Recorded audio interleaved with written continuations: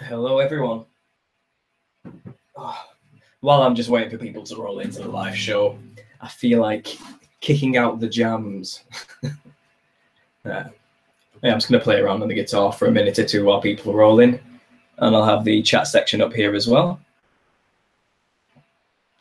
just so I can see what people are saying and what's going on. Anyway, welcome to episode 5 of the Truth or Therapy sessions. Thanks for joining me today. I hope you enjoyed the series so far. On today's agenda, I'm going to be reading from this book here, which is written from the perspective of the transhumanists, just to give us an idea of what these people actually believe, because it's best not to be naive about these things. And then I'll be showing a few clips and so forth of transhumanist progression in robotics, and we'll listen to a short excerpt from Ray Kurzweil, a huge proponent of the transhumanist movements, who has put a lot of money and research into forwarding the agenda of transhumanism. And he really does seem to believe it's a great idea. So it'll be good to listen to what he has to say as well. So in the meantime, I'm going to try that. I'll play the guitar for about a minute, and then we'll get straight into the reading. Sorry if my voice is a little bit quiet, guys. I've been working all day and using my voice all day, and it's midnight for me, so it might sound a little bit worn out. So I'll just apologize now in advance.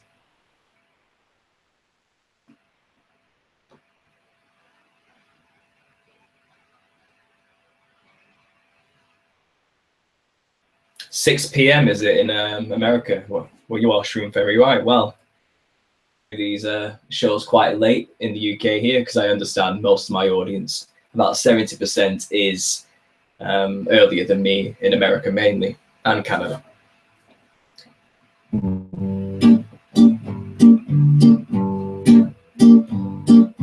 Let me know, guys, in the chat if the sound is okay. I've had a few problems in past videos, and I'm interested to know, what you guys can hear and if it is clear, too loud, too quiet.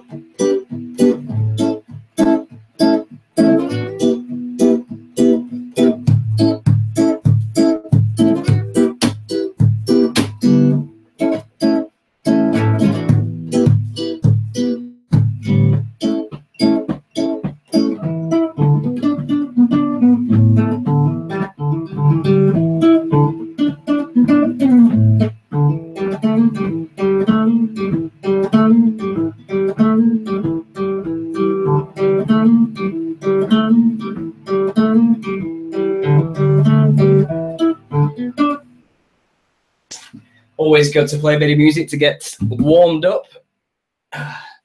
Now, obviously, what I do with these videos is kind of like entertainment, I guess. So, I've got to get into the zone if I'm going to do this right, guys. So, like I was saying, today's show, we're going to be about transhumanism. This is a topic you have to know about if you're researching conspiracy theory. If you haven't heard of transhumanism before, I'm hoping today's episode can give you a nice basis level, something to go off of, to learn for yourself what this is all about. So today we're going to do a reading from this book called Beyond Human, From Animality to Transhumanism. And this was given to me from a friend who works in a library, said, well, we were going to throw this away. So I looked at it and thought, this is something Paul would be interested in. So he gave it to me, and The front cover obviously has what looks like the Vitruvian Man with many tentacles waving about as though it's some kind of fossil and or cave artwork.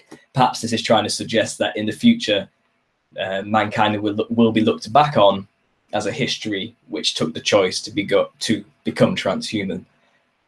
This book, like I said, is written by those who support the whole movement, and it's not something I personally support, so don't take it that way. We're going to read this because we have to know how these people think. We need to know our enemy. You know, we need to be wise as serpents, but harmless as doves, of course. So we're going to learn today just how these people think and see this subject. Because obviously these people who are transhumanists, obviously we like to imagine that these people must be evil or insane. But they actually, you know, they have reasons for choosing to go along with these things. And it's not as simple as, you know, they're just completely evil. Sadly, a lot of people believe it's a good thing and it will help save them from future pain and misery that comes usually with age. And these people believe they're trying to save mankind. You know, they have a real belief that this is the answer to all of mankind's problems. And, you know, as people with very strong beliefs ourselves, you can understand how difficult it is to break somebody's belief system when that's what they believe it's for, the greater good. So I'm going to read from the end, chapter 12, this one here called Transforming the Human Body. I figured we'd go to the last chapter because obviously this summarizes basically what most people believe in the transhumanist movement. This book is a series of short essays by many people, many proponents in the transhumanist movement. So without further ado, here we go.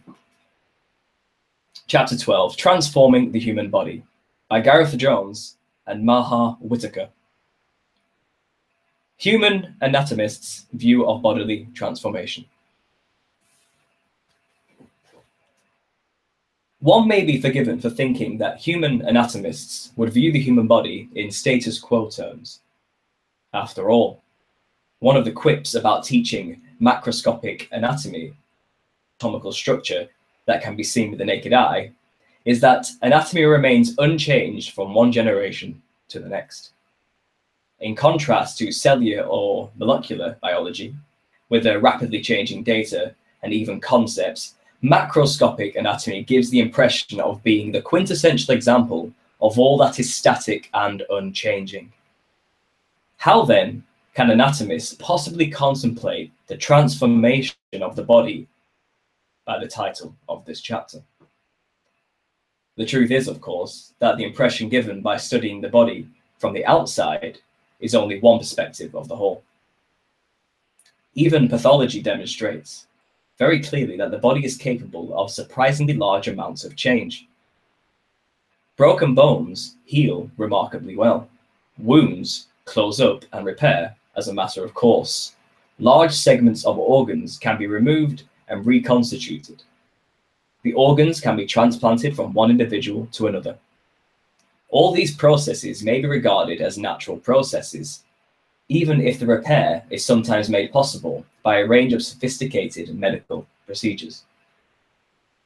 Ultimately, as the sophistication of the procedures has increased, they have begun to incorporate elements we regard as artificial. Repairing something like a gut in a non-physiological way, that is, in ways that are not found in nature. Perhaps to bypass a section that has had to be removed as a result of a tumor. Artificial is the replacement of degenerating hip joint with an artificial one, a prosthesis. The ways in which the human body is transformed cause no consternation. They may have been considered uninteresting, after all.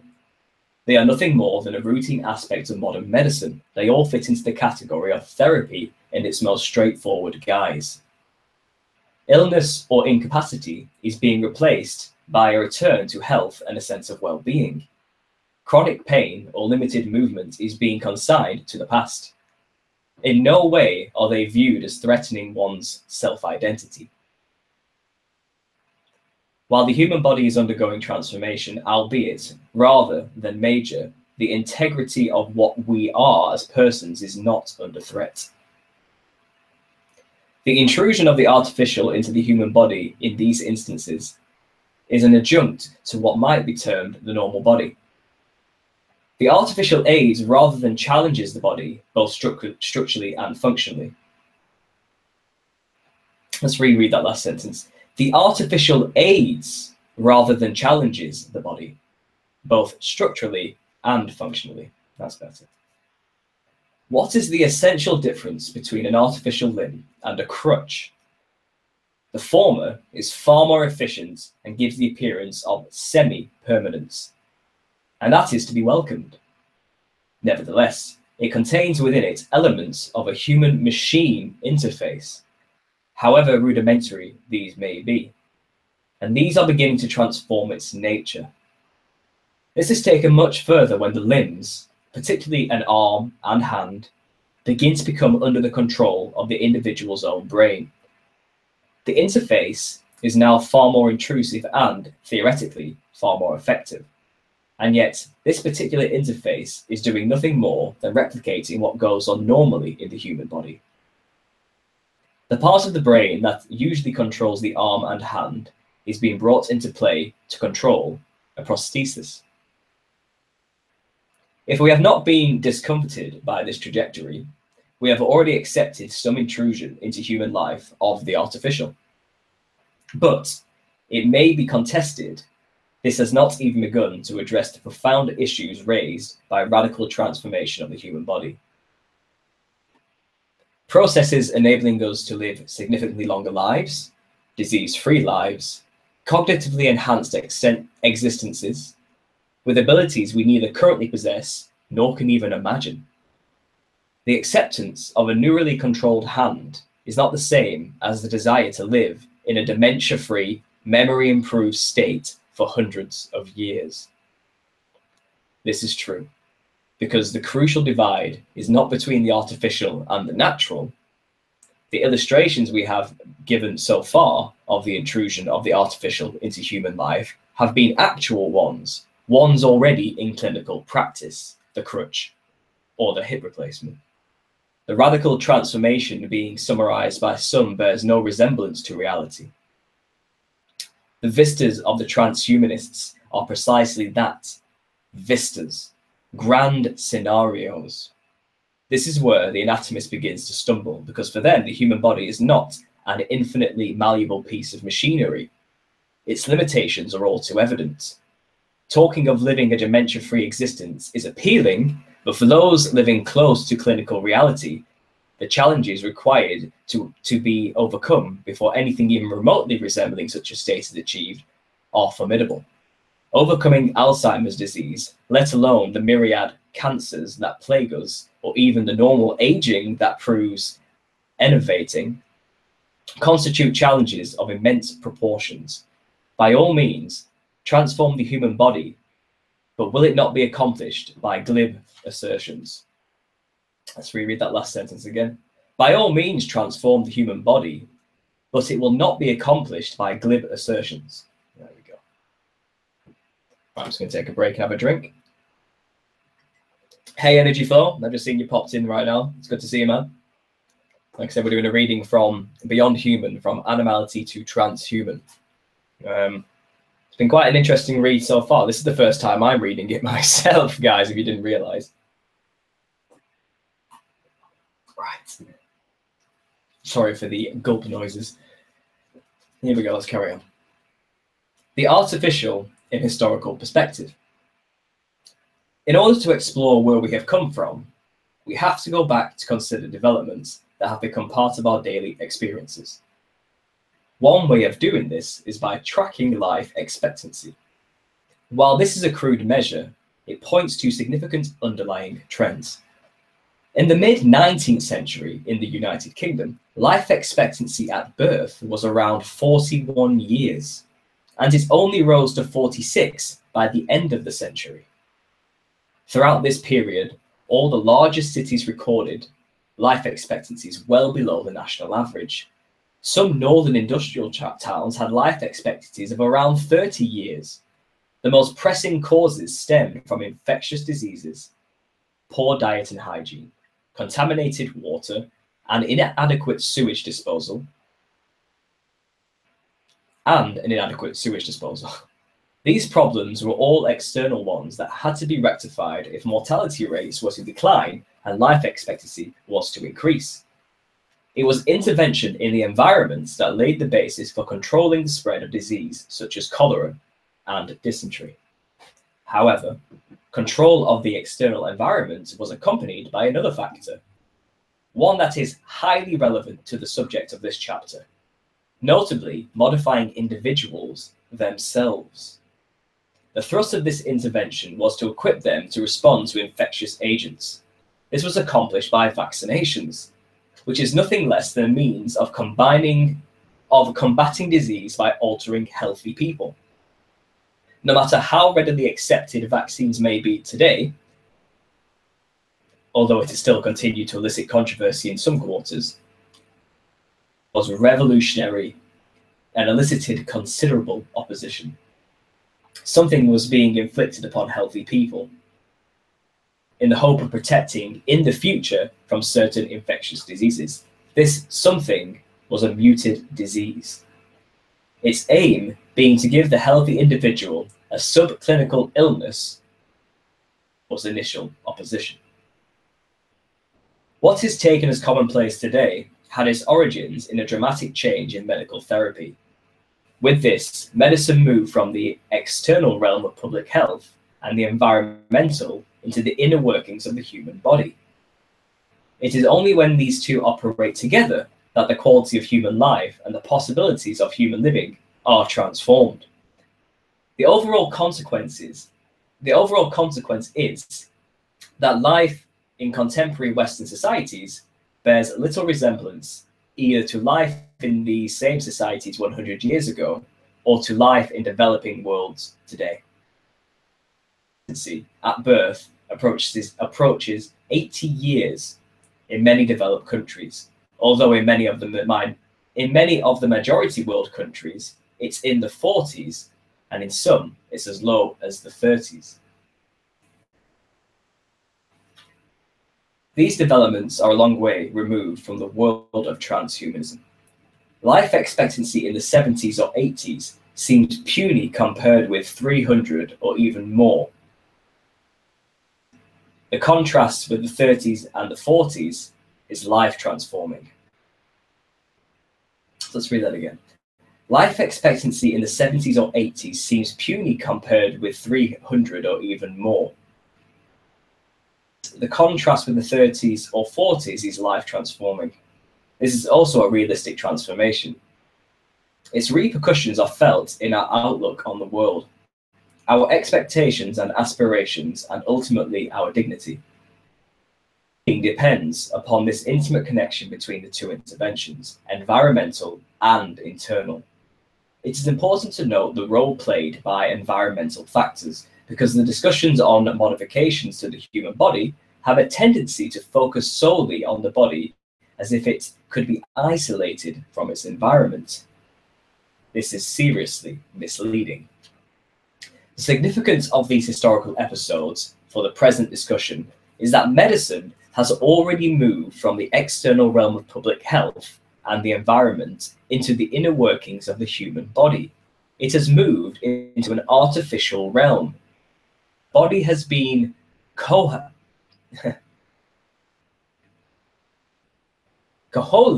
into functioning in a way in which it would not act apart from its intervention. What a weird word.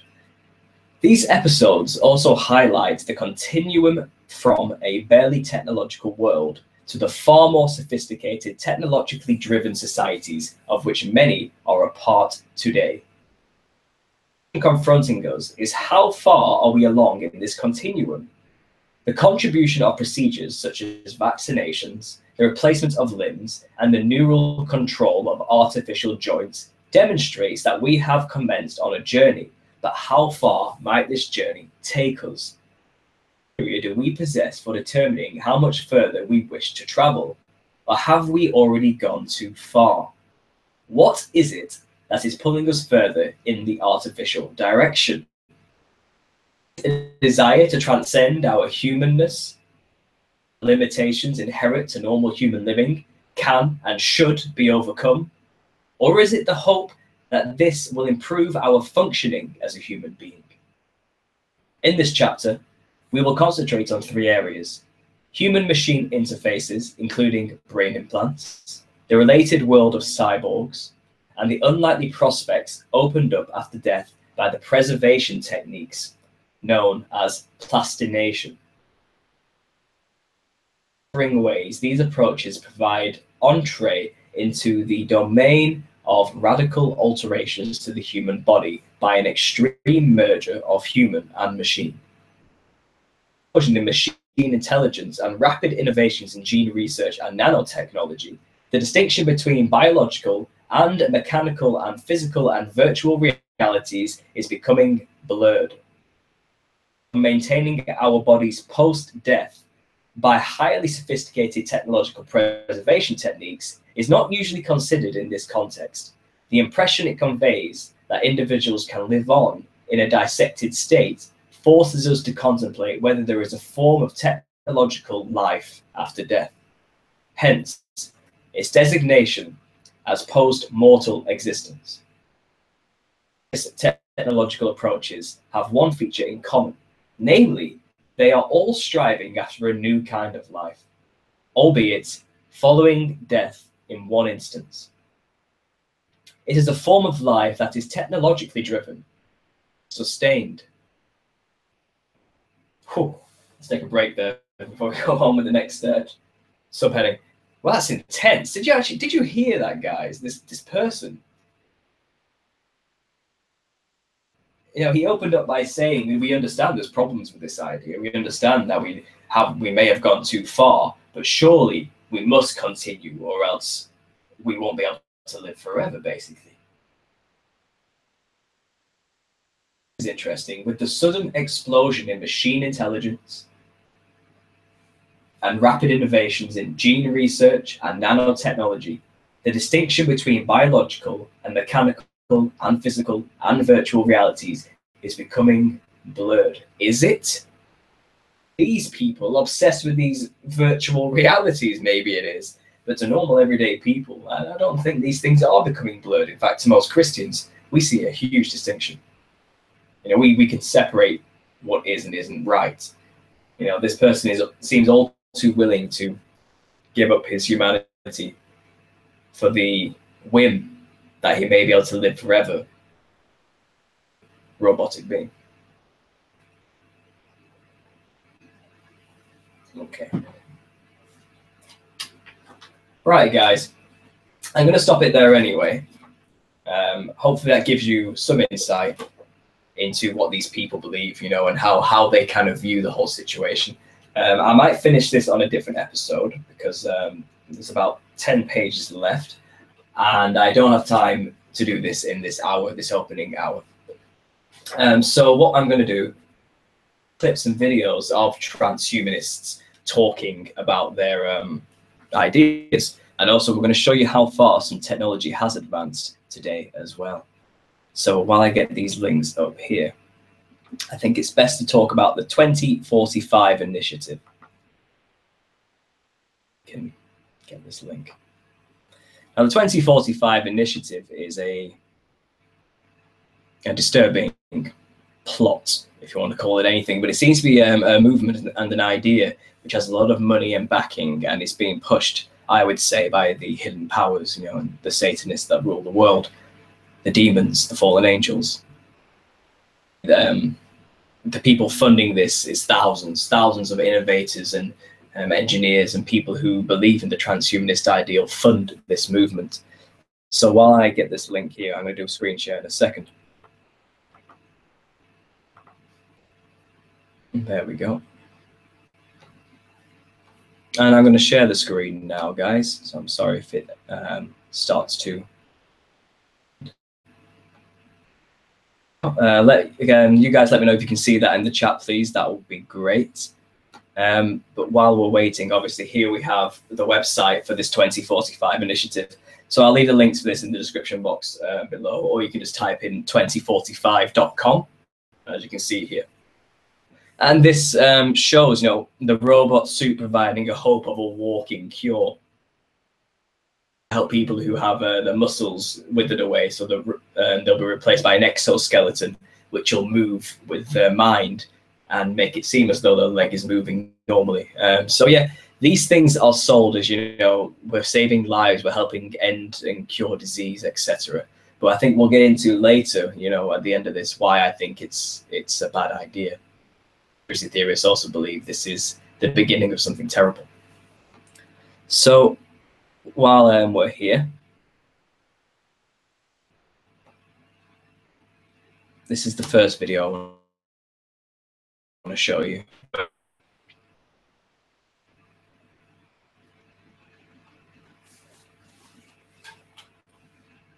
The world is on the verge of global change. The speed of data transmission has increased by multiples of millions. The rate of globally significant events and that of discoveries and crises is growing exponentially. Our civilization is like an uncaptained ship sailing on rough seas with neither chart nor compass, all the while moving faster and faster.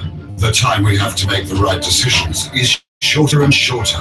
We are facing the choice to fall into a new dark age, into affliction and degradation, or to find a new model for human development and create not simply a new civilization, but a new mankind.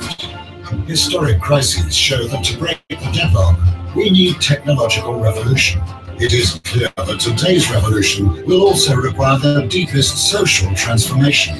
The world's community and leaders should encourage mankind, instead of wasting resources on solving momentary problems, to focus on the technologies of the future: nanotechnology, biotechnology, information technology, cognitive technology, genetics, and robotics. Doing so will allow us to find new sources of energy, create fundamentally new architecture and transportation, allow unprecedented developments of human cognitive abilities, refine artificial intelligences and brain-computer interfaces, simulate complex systems, create humanoid robots and cyborgs, and with the help of nanorobots, we may develop manageable matter to transfer one's personality to an artificial carrier. Yet what we need is not just another technological revolution, but a new civilizational paradigm. We need new philosophy and ideology, new ethics, new culture, and new psychology, and even new metaphysics. We must reset our limits, go beyond ourselves, beyond the Earth, and beyond the solar system. This is an adequate response to the challenges of our time. Thus, new reality and future man will arise. Could it happen spontaneously? Unlikely. Humanity does not have a master plan of its development. It seeks stability. It lives in the present and does not plan. It preserves the status quo and tries to escape development. It does not tend to map future centuries and take responsibility for evolution. In consumer society's culture, there is no evolutionary vocabulary and rhetoric. The deadlock, the Russia 2045 movement was founded. It is a mega project intended to reach new heights and meanings.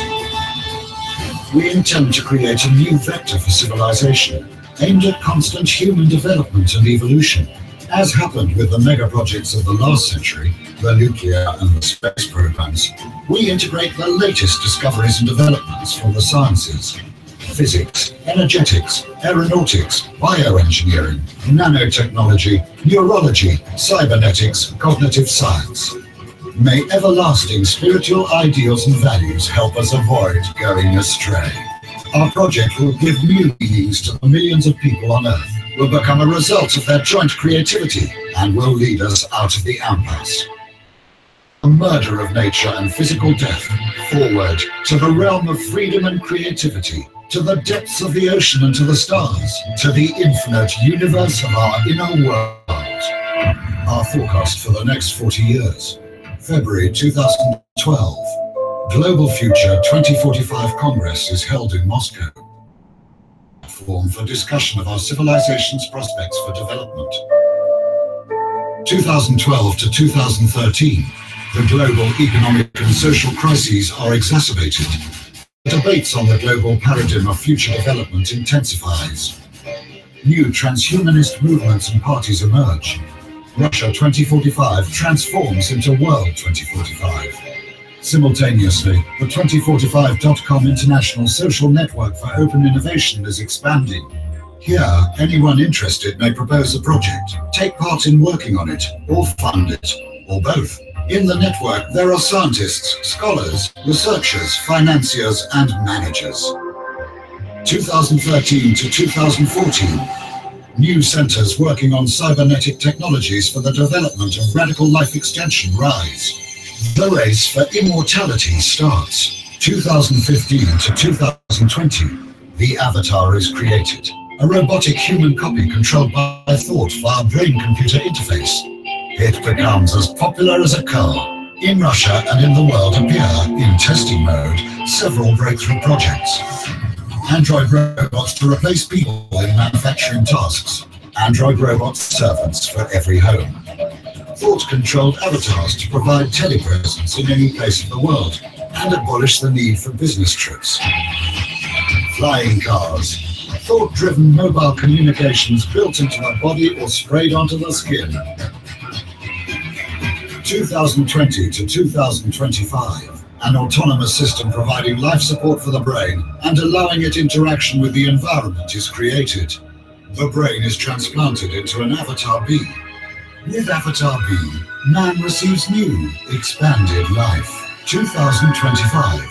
The new generation of avatars provides complete transmission of sensations from all 5 sensory robot organs to the operator. 2030 to 2035, Rebrain. The colossal project of brain reverse engineering is implemented. World science comes very close to understanding the principles of consciousness. 2035. The first successful attempt to transfer one's personality to an alternative carrier. The epoch of cybernetic immortality begins. 2040 to 2050. Bodies made of nanorobots that can take any shape arise alongside hologram bodies. 2045 to 2050. Drastic changes in social structure and in scientific and technological development. All the prerequisites for space expansion are established. For the man of the future, war and violence are unacceptable. The main priority of his development is spiritual self-improvement. A new era dawns. The era of neo-humanity.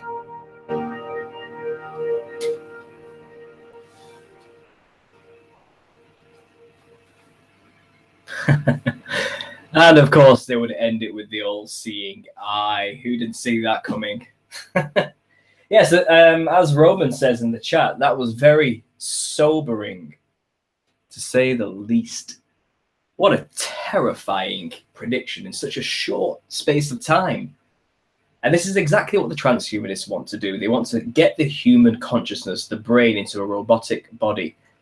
Eventually, they want to get rid of the brain altogether and in some way get the very essence of what makes you, you, into something else, like a light body, however that would work. So I do wonder, you know, these people must be working with some kind of spiritual forces enabled to, for them to be enabled to do such things. As it was in the days of Noah, guys. As it was in the days of Noah. So yeah, I have more videos to show you here. That's not all. But hopefully that gives you a good understanding, if this is new to you, of just what these people believe. Now let's look at some robots that actually are in creation right now. This one, actually, the Atlas robot, is not too new. I think it's about 4 to 3 years old. But this alone can show just how far robotics have come along. And I'm going to show you another one after this, one of the recent ones that was released 4 months ago. Oh, no, this is the recent one, sorry, that was released 4 months ago.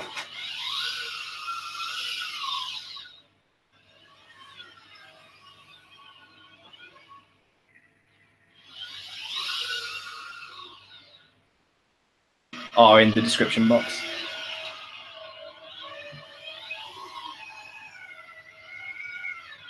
But look at this thing.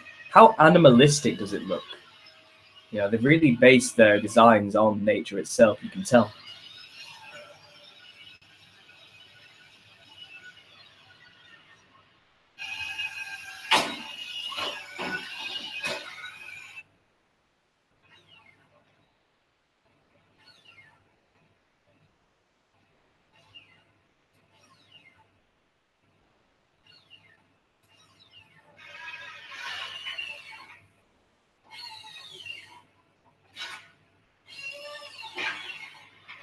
Man, that thing is creepy.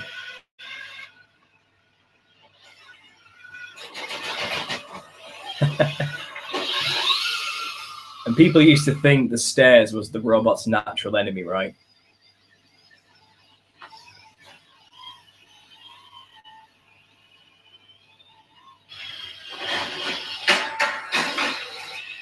Walls won't stop this thing.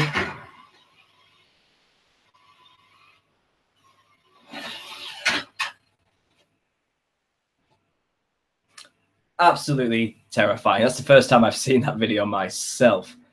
And again, I don't want to play this one, but this is another very interesting video.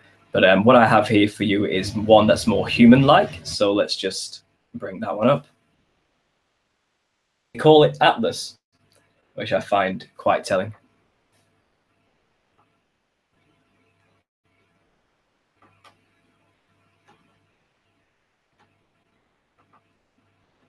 Okay.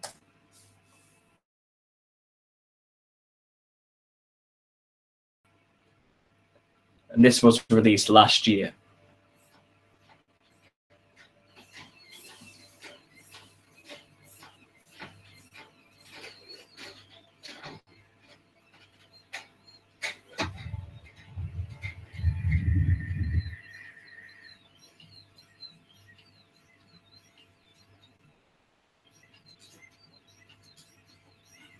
Now remember, the transhumanists said they want to be able to create a robotic vessel by 2035, in which they can place the human brain within, and as the guy said so smugly, give mankind new life.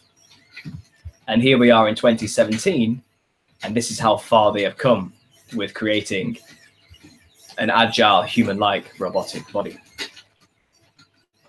with the reflexes very similar to how a human would correct his own balance.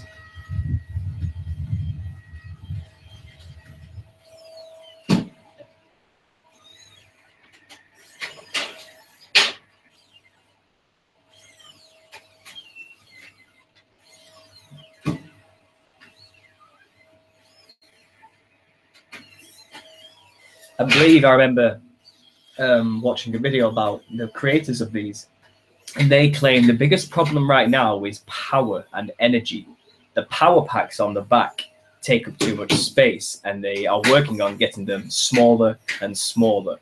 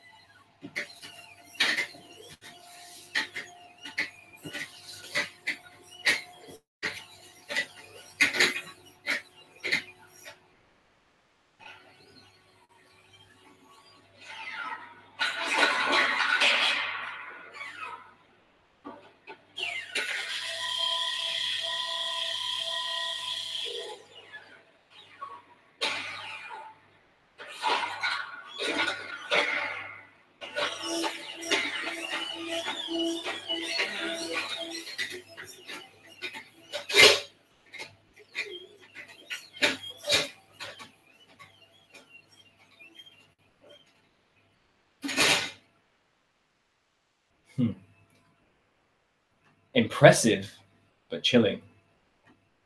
Now, to the world, to most people, this is very exciting stuff, and they, clap with glee at the thoughts that this is even happening right now. And all the sci-fi nerds out there are, extremely happy because they believe all their fantasies are about to become true. Is going towards something much darker, people, and we're talking about transhumanism. Now, talking about transhumanism, it's best we listen to a talk by the #1 proponent of this whole movement, Ray Kurzweil. So let's listen to what he has to say, most recently, as far as I can find, about transhumanism.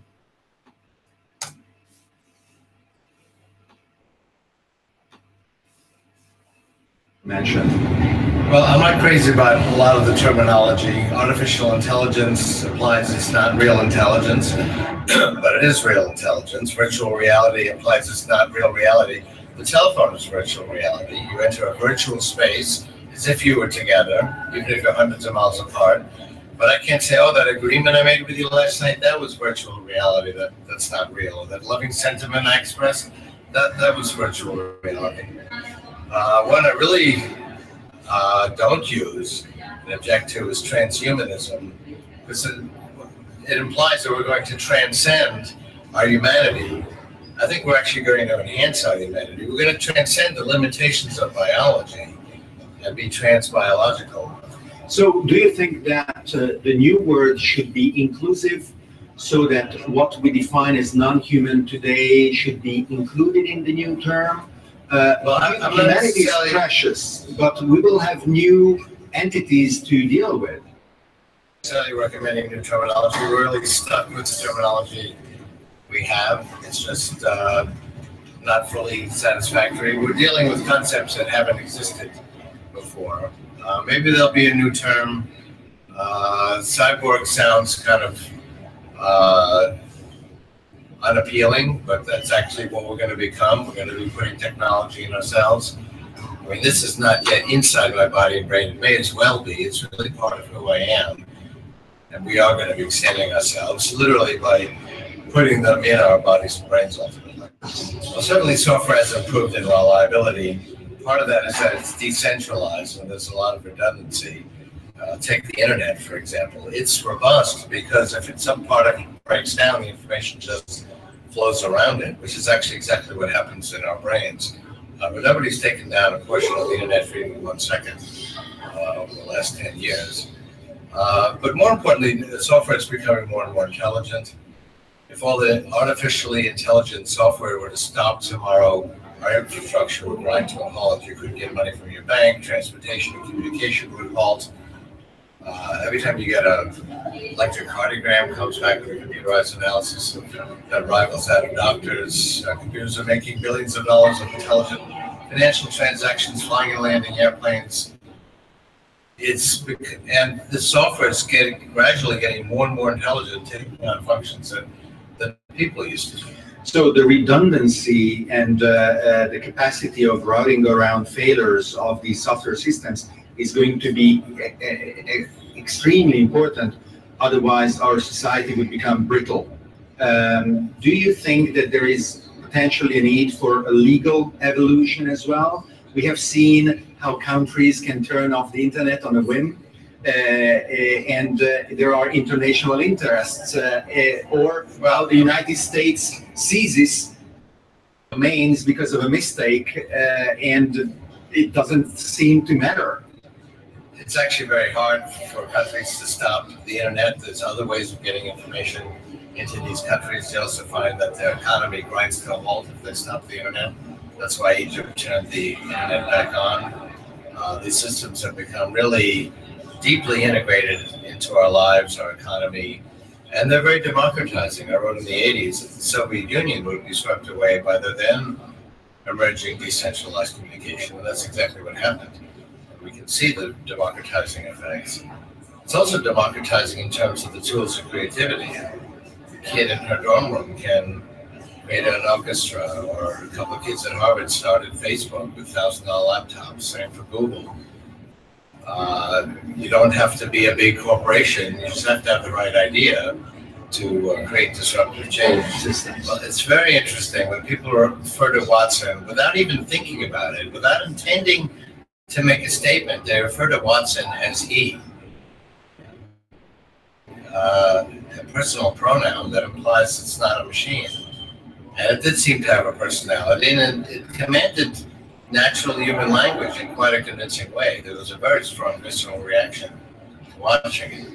It's actually not quite at human levels. The human players were better at language than Watson by a small degree, but Watson made up for it by being able to remember everything it had read. Keep in mind that Watson not only understood the natural language queries, which are quite convoluted with similes and metaphors and puns and jokes and riddles, but also understood hundreds of thousands of pages of material that it read, all of Wikipedia and all encyclopedias. This was not spoon-fed. Nobody actually created link by link a database with that knowledge. It just read this material just the way a human would do. But unlike a human, it could remember everything very accurately and refresh its memory. I had predicted that a computer would take the World Chess Championship by 1998. I wrote that in the 80s. I also predicted that when that happened, we would immediately dismiss chess as not being really a quite a good example of human intelligence. And both of those things happened. Well, computers will never be able to command the subtleties of human language. Watson is a really good reply to that. Now, people, again, are very quick to dismiss Watson as if that were the last word in artificial intelligence. If that was the last thing we ever did in artificial intelligence, they would be right, that AI did not achieve human levels. But it's obviously not the last thing. It's a point on a trajectory. It's a very impressive one. That was not possible just a few years ago. And it made some obvious kinds of mistakes. Those can be corrected. The next version will be that much smarter, won't have such obvious deficits. And if you were to take the Watson technology today and apply it to the Turing test application, it would do a pretty good job. In my view, it would still not pass a valid Turing test. It's not at that level yet, but it's a very important milestone towards getting there. It should give us encouragement that software is also developing. You were too prudent in your prediction of the chess winning by 1 year. Yeah. Is it going to turn out that you will have been too prudent by, I don't know, 5 years or more with your bet with Mitch Capper? And have you spoken to him recently about it? I'm not officially changing my prediction. I think 20 years seems very comfortable.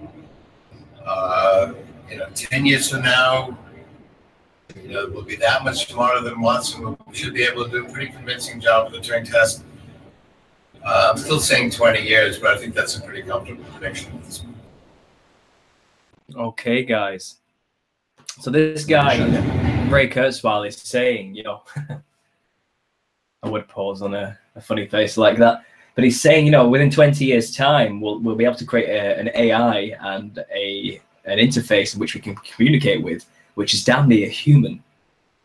A neural network, robotic synthetic brain that is extremely close to the human brain, then the inevitable result, which he didn't mention here but has mentioned previously, and like we saw in the other video, the end result is if the virtual brain is good enough, like our brain, we can just transfer our information from our brain into the virtual one, the synthetic brain, a brain that won't decay because it's not biological.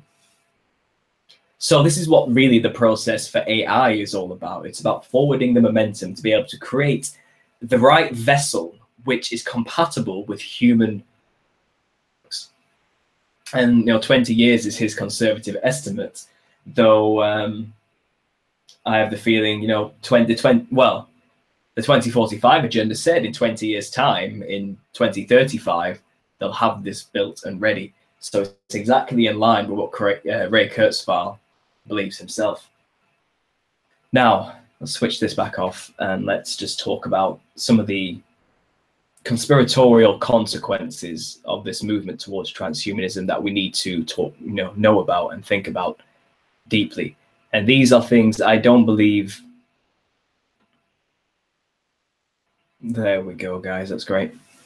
These are things I don't believe just think about, because they don't take into account themselves the spiritual aspect of the world and our own bodies and where it comes from. These are evolutionary biologists. They believe mankind has been progressing from, to you, to turn a phrase, they believe that everything appeared out of nothing, and then all matter exponentially increased and for no reason.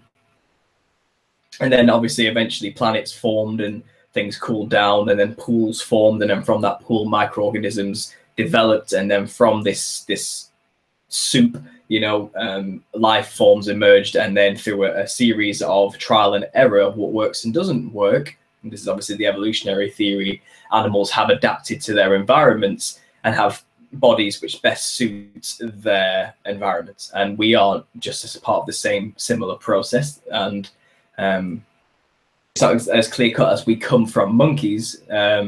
It's basically that we were some kind of primate like being once. We have now become hominids, this humanoid form of upright walking creatures with highly advanced vision, brain, language, things that animals don't seem to have. So they believe the next step in this natural process is for us to transcend our humanity and our body and our flesh and create our own next step in the evolution of man. And we will take control of the wheel of the boat, as it was shown in that video, and we will steer mankind's evolution in the direction we see fit. So this comes back to the first major deception, which was told by the serpent to Adam and Eve in the Garden of Eden.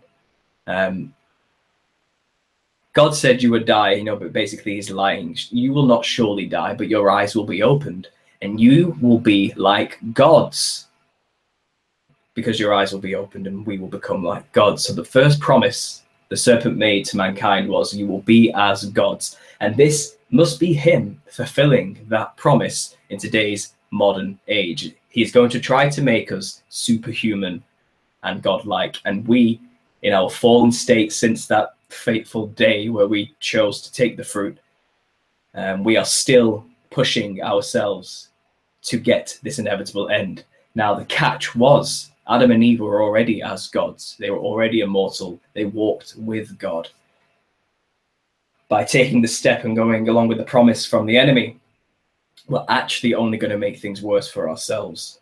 This is the father of all lies we're dealing with, people, of course. Now, obviously, this new vessel that they want to create, what are we really talking about when we say vessel? We're talking about our body. And as we understand from biblical understanding, your body is the temple of God. It is this body which was given to us and designed and created, born by God, to turn this in for something made from the earth by unknown forces, what we claim to be our own intelligence, which we know is corrupt beyond belief anyway. But to trade in our God-given temple, the only thing God's spirit can dwell in, the very thing we were designed for God to have direct relationship with his creation, to trade that in for one of Satan's creations, is the ultimate blasphemy, essentially. Probably the worst thing you could possibly do. But if you don't believe in God and you believe in the evolutionary theory, you probably won't see it that way, and you won't understand that it's a negative thing. These people believe it's a good thing. It's going to cure disease and end death and suffering and pain.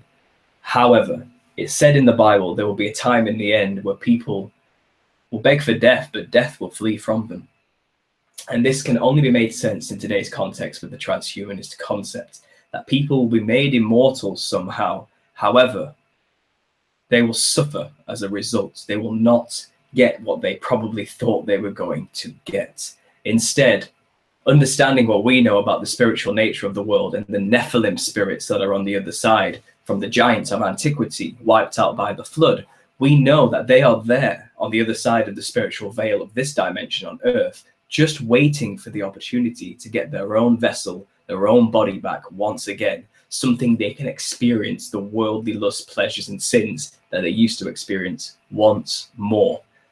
Now, it's not easy to take over our bodies because we have Christ. And if you have Christ, especially, and understand the power in his name, and you are filled with the Holy Spirit, there is no way a demon can dwell in that temple as well. Now, obviously, not all Christians are on their path, and are fully protected by demons. Everyone is demonized. Our constant battle on this earth is not with flesh and blood, but with powers and principalities, wickedness in high places.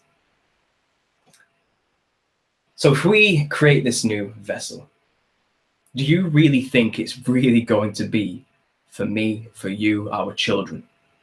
knowing what's waiting on the other side. I imagine we'll pay for, develop, and fund and cheer on the development of these new robotic bodies which will save mankind from death and suffering. And when we make that switch, is trapped in our own prison we created for ourselves. But we're not alone in this prison. There are going to be demons lined up to take over that vessel, because there is no protection anymore from the Holy Spirit. You have given it up. Now, a lot of theorists believe this is what the mark of the beast truly is. If you have taken this step, and you had to have chosen to do so, if you take this step to go this far, you have taken a step ultimately against God. And if there ever is something that could be considered the mark of the beast himself, that probably is it. You know, we build our own prison. Mankind will build their own prison, but this is due to ignorance of the true spirituality that runs this world. There are many other facets that are being built alongside the development of robotics and AI and artificial intelligence. We have things like CERN, which seems to be something somewhat of a portal, should we say, in order to help build stronger portals and gateways for the information these entities have on the other side to get to us, or even bring the entities that are on the other side to us. Because we understand there are people in this world who worship these fallen entities and demons and have made deals with them. You have to understand, contracts for power, but in return, these beings want a body. They would want our body in the past, and they have tried to possess people and oppress people and use people in order to experience fleshly desires and sins. That's our ultimate battle. However, the people who work with them obviously have an end goal in mind, and the promise probably is, we will build for you a new body, but we'll tell the serfs, the people under us, it's for them, and they will build it for you. Chilling stuff, okay? This is not a joke. I'm not making this up. These are not my own thoughts and ideas. These are prophecies, but these are also what people are actually saying today, who have the money, influence, power, and drive to make this a reality. And there may come a time when this is happening, when this appears, this technology has become so advanced, where Christians will be seen as the ultimate enemy, the ultimate digressors, those holding back the evolution of mankind. Christians will be seen, who understand the truth about this, as the people who want people to die of illness, to die. We will be seen as the most backwards, unprogressive, hate-filled, bigoted people ever. Yet we understand they are ever going to make, and we are going to try to save them. Passions will rise, and people probably will say things like, this is wrong, guys, and we'll say our truth. Listen to, we'll be a minority, so get ready. If persecution is coming, it's going to be over such a powerful subject as this.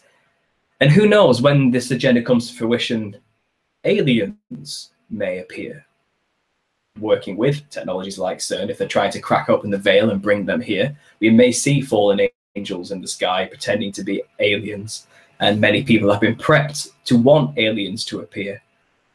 Guarantee will promise to save us, and they'll probably say, you need to go down the transhuman route. We gave you this technology so you could live forever. Back to the ultimate lie told to the first man and woman, ye shall be as gods. Okay, now we've reached the hour, guys. I'm going to now open the phone lines to you. I want to know what you people think about this whole transhumanist thing. Do you have any opinions yourself on the matter?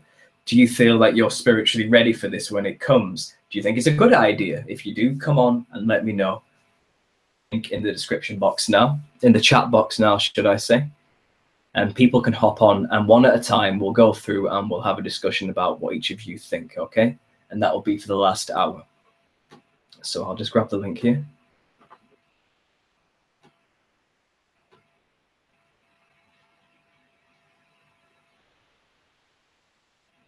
And I'll just go back to the chat box.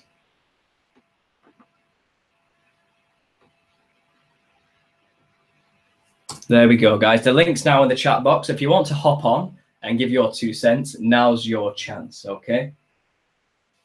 Now, in the meantime, while we're waiting, there's one thing as well, which I think is worth adding onto this. A lot of the technologies we use today, like our phones, you know, people are obsessed with taking selfies, aren't they? And are very narcissistic and self-orientated these days, which again, I believe to dehumanize yourself in such a way is only more of a progression towards transhumanizing yourself in the future. But the more we use this technology, the more facial recognition technology that grows, like the filters on Snapchat, let's say, the more we are feeding this beast, this machine, this electronic neural network through the internet and building the very, which can mimic humans perfectly, the ultimate god and or demon. So be wary of the technologies, just so simple technologies that are on your phone, such as apps, you know, like Snapchat. If you're taking selfies of yourself, probably should be thinking twice about where that information truly is going. Now, in the meantime, I'm going to go to the chat section and see what people have said. And I'm hoping anyone can hop on right now and let's have a chat about transhumanism.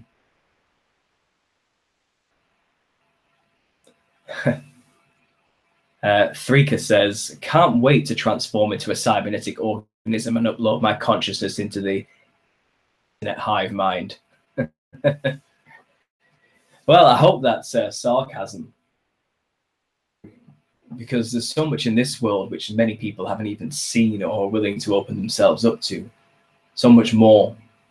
You know, there's God, and Jesus, and real spirituality and a connection to these things, which can be experienced, which far outweighs what uploading your consciousness into the eternal internet hive mind could ever achieve. Energy Flow says, that Bible verse really does make sense now. Well, I said a few Bible verses, but yeah, you know, this thing has been mentioned before. This is prophecy coming to fruition. This is not a joke. And this is something a lot of people will not be able to see and will not have the discerning spirit to understand. But I don't think the people in this chat right now or me will be so easily deceived. There are thousands of us. You know, when we voice our opinions on this matter, that persecution will abound, people. So this is not to fearmonger. It's to make you aware, you know, don't get caught off guard. We have been given great knowledge by God by getting involved in this culture. And we shouldn't waste the information that we've received. You know, in the end times, people will run to and fro and knowledge will increase. And here we are, guys. Here we are now. Energy Flow says, I always wondered what it meant. They will seek death but not find it. Well, exactly. That prophecy makes perfect sense when you consider what the transhumanist agenda wants. That there perfectly sums up exactly how that could happen. How can people be in constant pain but not die? Well, if you've transferred your consciousness into an immortal, the control of the devil himself, what do you expect?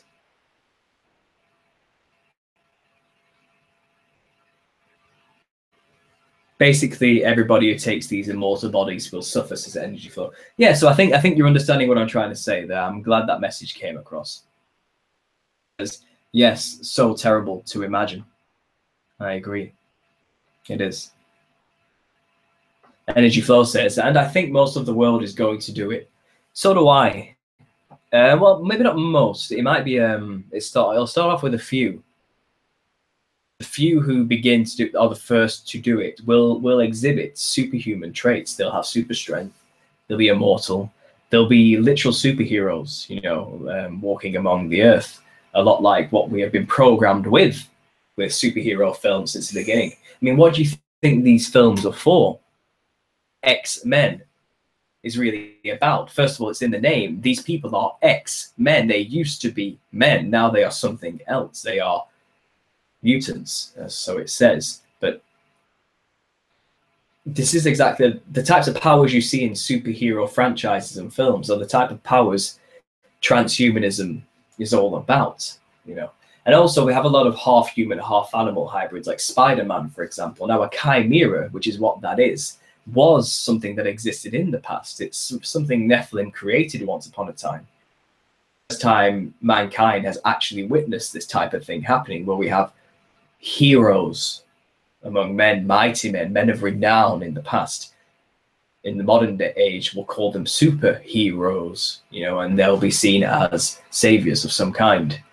True antichrists. Thrika says, but what if the transhuman bodies are God's plan for saving humanity? The Bible talks a lot about how we should use our spirit to transcend the flesh. Well, I'm not sure the Bible does say often that we should try to transcend our flesh. Clear, you are in the flesh and you're in a fallen, sinful nature, and you're going to have to deal with that until you are dead. Now, you will suffer in this world. You know, women will suffer childbirth, men will have to labor the land, and it will yield very little. You know, life is suffering is the overall message of God's word. Because of our choices we make, because of our fallen nature.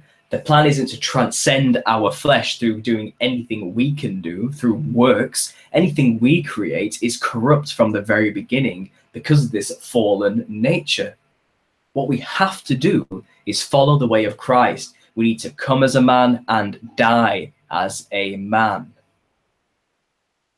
Death, real death, we can then get to our Father.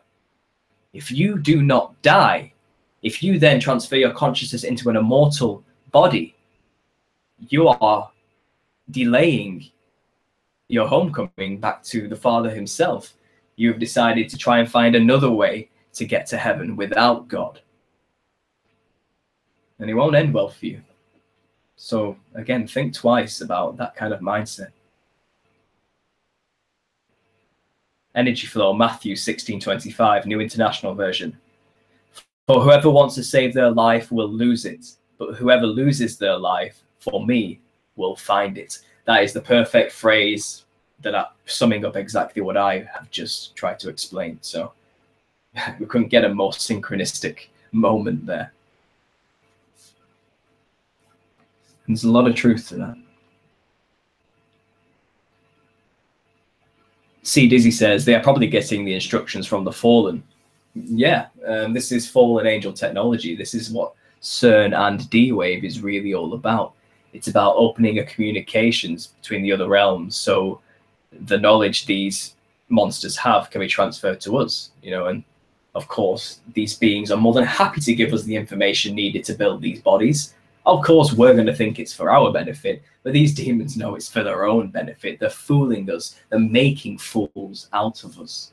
So don't fall for it, guys. These things are jesters. They are jokers. They are clowns. They are having a laugh at your expense. Never forget that. Energy flow. Thought more people would be here. Well, you know, that's the way it goes, guys. You can't always expect everyone on a Saturday night to come to your live stream. And I'm happy for the people that are here. Romans 12:2. The Bible is God's way of contacting us. Yes, it's the most earthly, humane way of contacting us that isn't micromanaging and, you know, directly intrusive into your life. It's a choice. You can read it or not read it. God isn't forcing anything on you. It's a fascinating book. The more you get into it and the more levels and layers you unfold within the stories and the allegories and the truth and the literality and the metaphor and the metaphors and the archetypes within that book, it just becomes mind-blowing.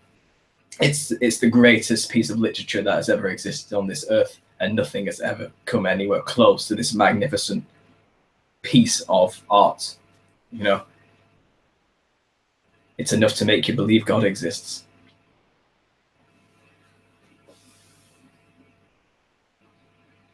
What do you think people will be able to do? Says Energy Flow.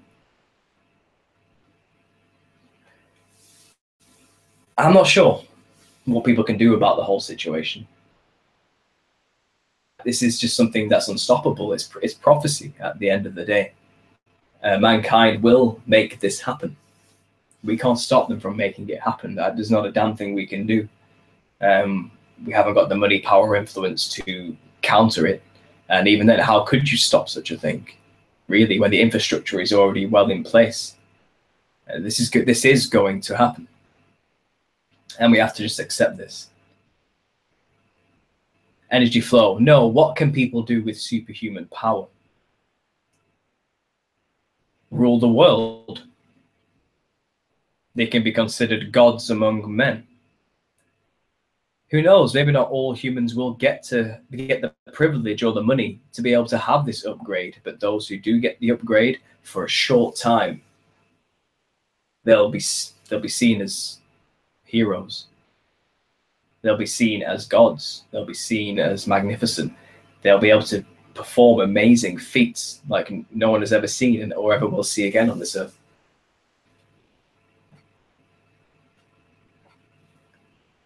Yeah.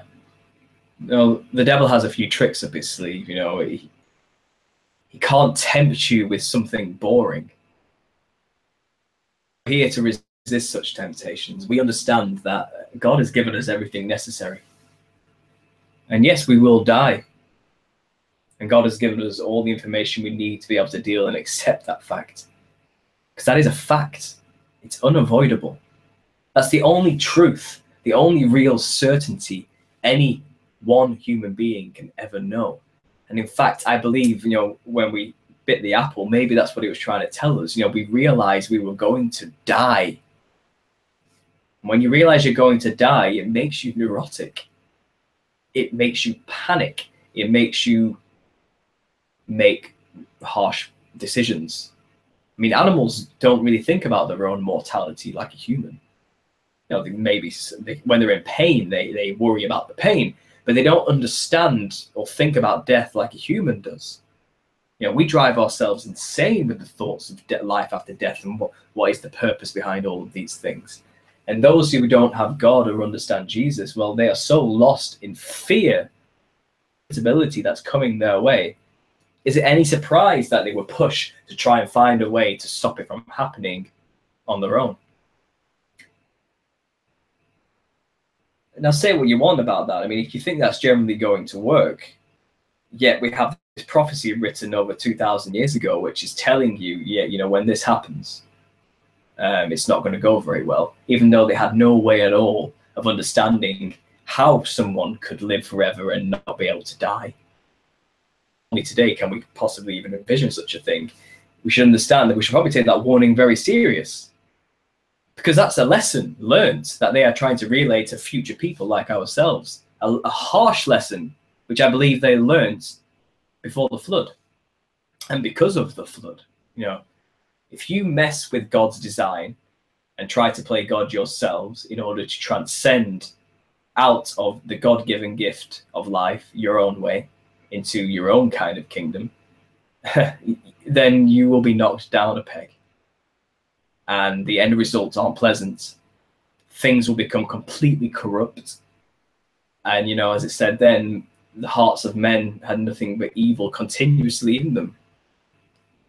That's what's coming again. I mean, when you have ultimate power and dominion because you've made yourself immortal and given yourself superpowers by losing your humanity, that can probably go to your head. Humans have very large and fragile egos that can inflate and shatter at the most simplest of things.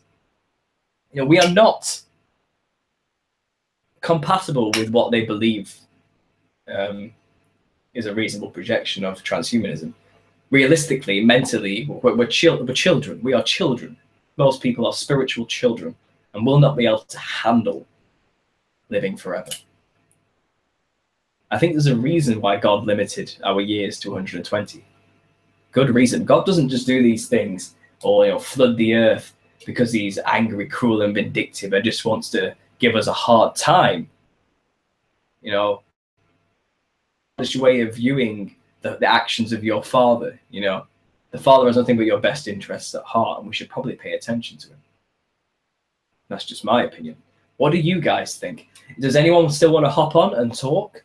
I'm going to leave the link in the chat section again, guys. Actually, it's already there. It's quite visible. If you want to join in and talk and come on, I'm going to run this for another 45 minutes if I can. I try to make them 2 hours long. However, obviously, I can't talk forever, guys. So help me out. That's my request there to the viewers.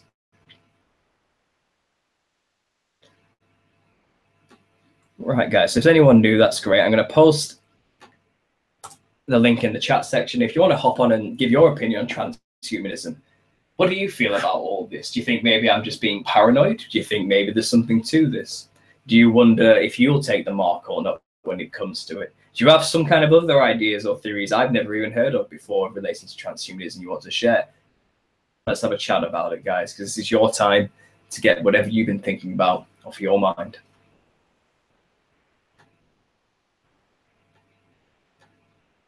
We have someone here with us, Christopher. Are you there, man? Can you hear me?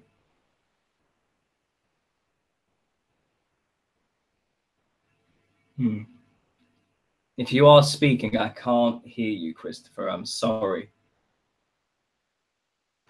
Let's get the chat control room up here.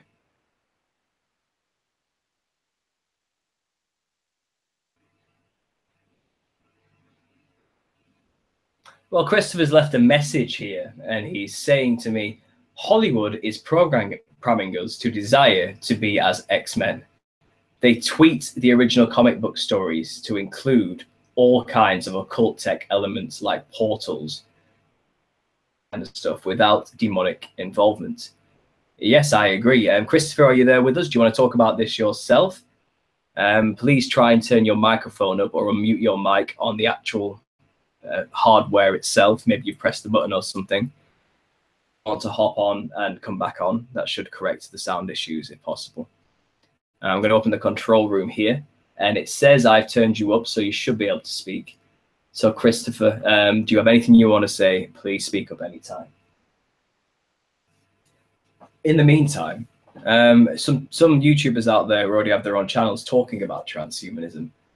1968. Now this guy is fantastic. You know, he has been doing this for a long time and predicting a lot about the transhuman stuff way before people were even thinking about it, before it was even on their radar. And this is if you haven't already, you should check out Nicholson 1968's work.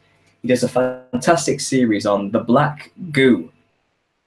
Goo is a very weird concept. It's basically like flubber. Do you remember that film? But not green. Make matter that can be programmed. Programmable matter. Matter that can be shaped and take forms of whatever it wants.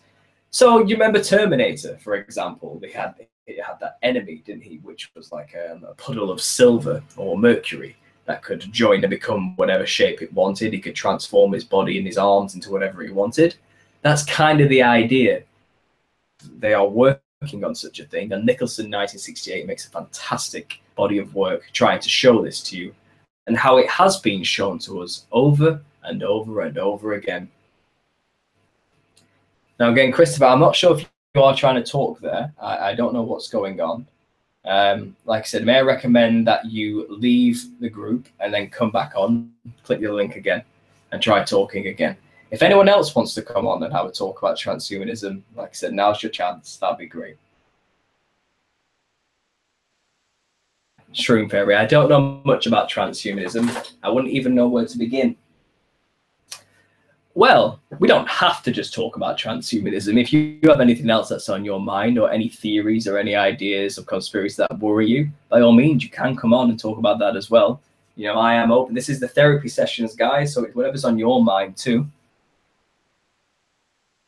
Kindness says, I think that the elite are planning on using transhumanization on themselves only after they get rid of the rest of us first. Yes, you know, that is very possible. That's something I thought about too, that only the very select few will become immortal gods among men, essentially. Worshipped like gods. And the few serf slaves below them who are still humans will probably be forgotten about, or we'll be there to maintain their network as kind of the underbelly. Metropolis before, a very old film from the 30s, I believe.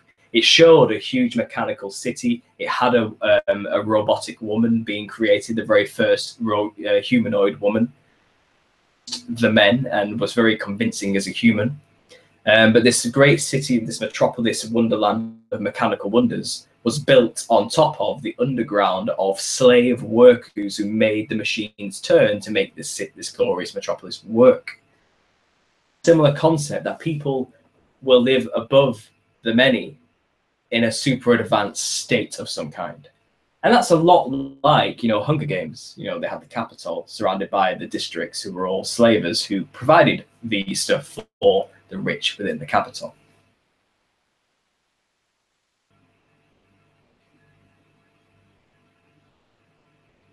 Loving Kindness says, a great source for learning about transhumanization is Skywatch TV. I recommend it. Okay, I'll check out Skywatch TV. Maybe anyone else out there wants to check it out too. That will be fine. Grade our human skills.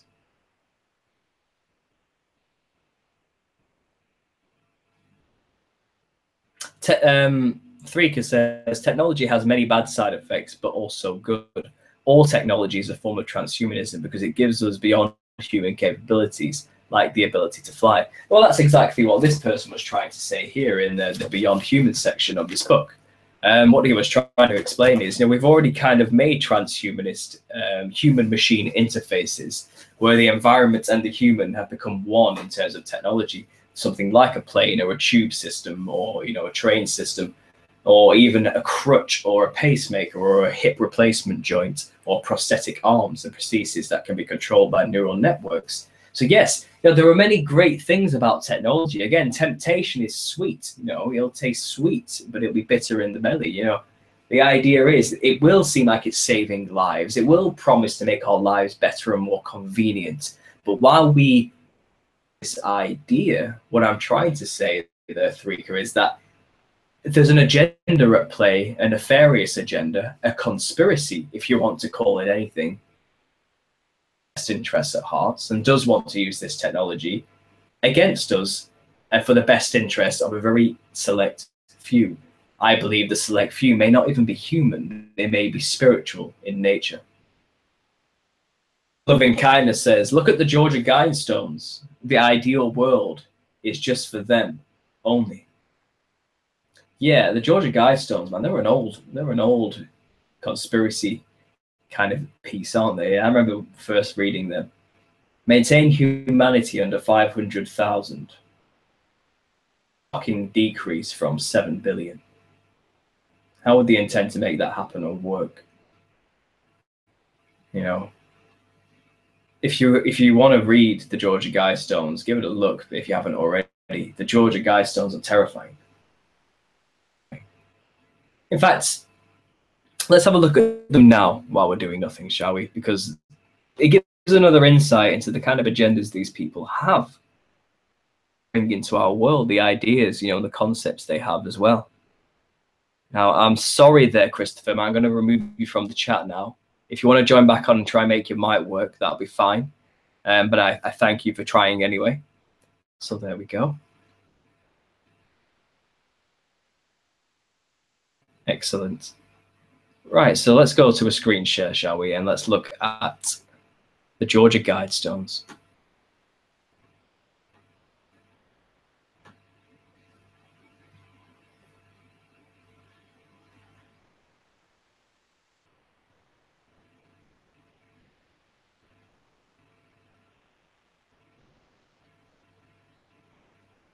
Energy flow. I'm not sure why you've just said kill all black people, but if you're going to keep talking like that, you from the channel, I'm sorry.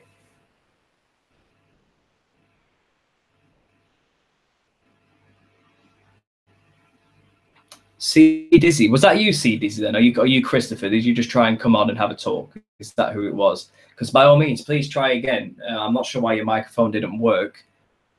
If you go down to the bottom right corner of your PC and right click on the sound image, recording option there, you can set, if you haven't already set a microphone up. But yeah, we'll look at the Georgia Guidestones, shall we?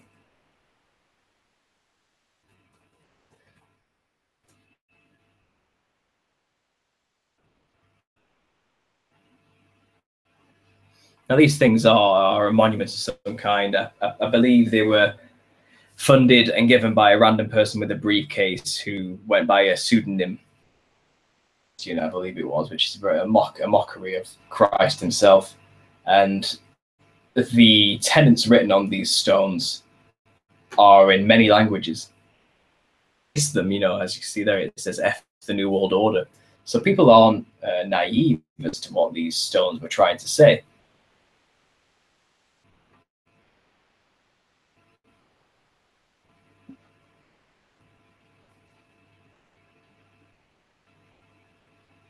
Let these be guidestones to an age of reason. Now that sounds like a scientismic type of Gnostic idea, doesn't it? This is the kind of credence which would be given to those living in the future who are under some kind of atheistic scientific rule. It was written in Sanskrit, Classical Greek, Babylonian cuneiform, and Egyptian hieroglyphs. These are ancient languages, as well as modern English. So obviously this was created by those who worship the ancient mystery schools of the serpent cults of the past, and venerate the demons and the gods of those days, of the Babylons and the Mesopotamians and the Egyptians. Trying to find a decent list that shows what these stones actually say. Here we go. So this is what the Georgia Guidestones, what the projection of the future is. Maintain humanity under 500 million in perpetual balance with nature. Guide reproduction wisely and diversity. Unite humanity with a living new language. Rule passion, faith, tradition, and all things with tempered reason. Protect people and nations with fair laws and just courts. Rule internally, resolving external disputes in a world court. Avoid petty laws and useless officials. Rights with social duties. Prize truth, beauty, love, seeking harmony with the infinite. Be not a cancer on the earth. Leave room for nature. Now, doesn't that sound lovely? Isn't that, honey to the lips? Is that it just strokes the ears, doesn't it? It makes you think, wow, what a wonderful world that would be. Except that you have to kill 6.5 billion people first before we can even consider such a world to exist. So these people believe. And they hit you with it first. Maintain humanity under 500 million. How do you propose to even get anywhere close to that? Well, I think they give you a clue. Guide reproduction. Guide reproduction. We decide who gets to reproduce and who should die out. We choose the fittest, improving fitness and diversity. We choose who is worthy to continue and produce their seed. This is eugenics. This is the talk of a eugenicist. This is the talk of a Satanist. Faith, tradition, and all things with tempered reason. Now, faith and reason are essentially two different things. In one sentence is disingenuous. And then the rest sound quite good, Protect people and nations with fair laws and just courts. Well, that sounds wonderful. So, these people give you, they hit you with the poison and give you loads of sugar to hide it.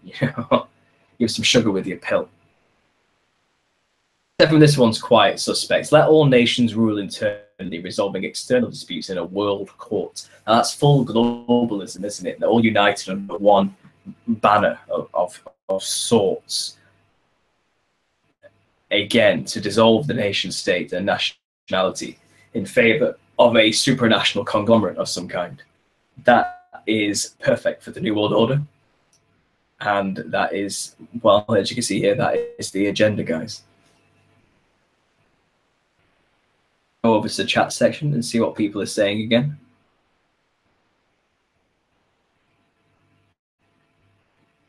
There we go.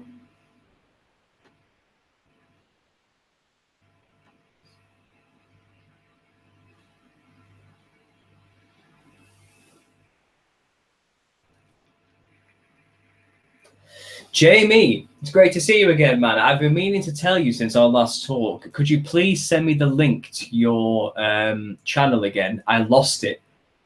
It goes and I can't get it back. And I tried to find your channel, just could not find it anywhere. I think I was spelling your name without the 2 E's, actually. I realize why now.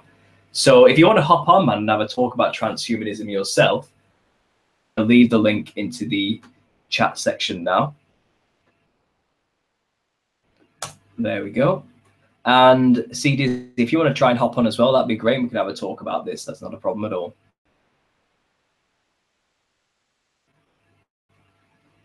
Loving Kindness says it is the elite's playbook. It is. I see. That's what you. No. Sorry, that's what Energy Flow said. I don't know why Energy Flow said that. It seems very out of character. It's the agenda for them. Yeah, it is. Obviously, yeah, a lot of Africans are being sterilized. I think Bill Gates has a lot to do with that as well. And he even openly says in one of his speeches, you know, hopefully we can get the numbers down every year with more vaccinations and sterilization. So sorry, that was my misinterpretation. I didn't have the context to why you posted that. My mistake. But yeah, you're right. That is their agenda. But it's not just black people, man. It's all people. People don't make up 6.5 billion of the world. You know, there's a lot of people that have to die for them to get to that end. As someone here says, Loving Kindness. Oh, I see. Sorry, Energy Flow, but it's not just black people they want to kill. So, one step ahead of me, as always, Loving Kindness. One step ahead of me.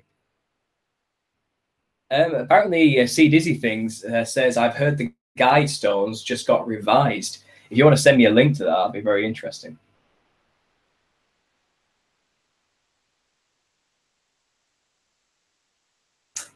Okay, Jamie, so thanks for the link. I appreciate that. I'm going to copy it now and save it to my notepad. In a second, like you said, man, that'd be great. And I'd like to hear your 2 cents and what you think about the transhumanist agenda as well.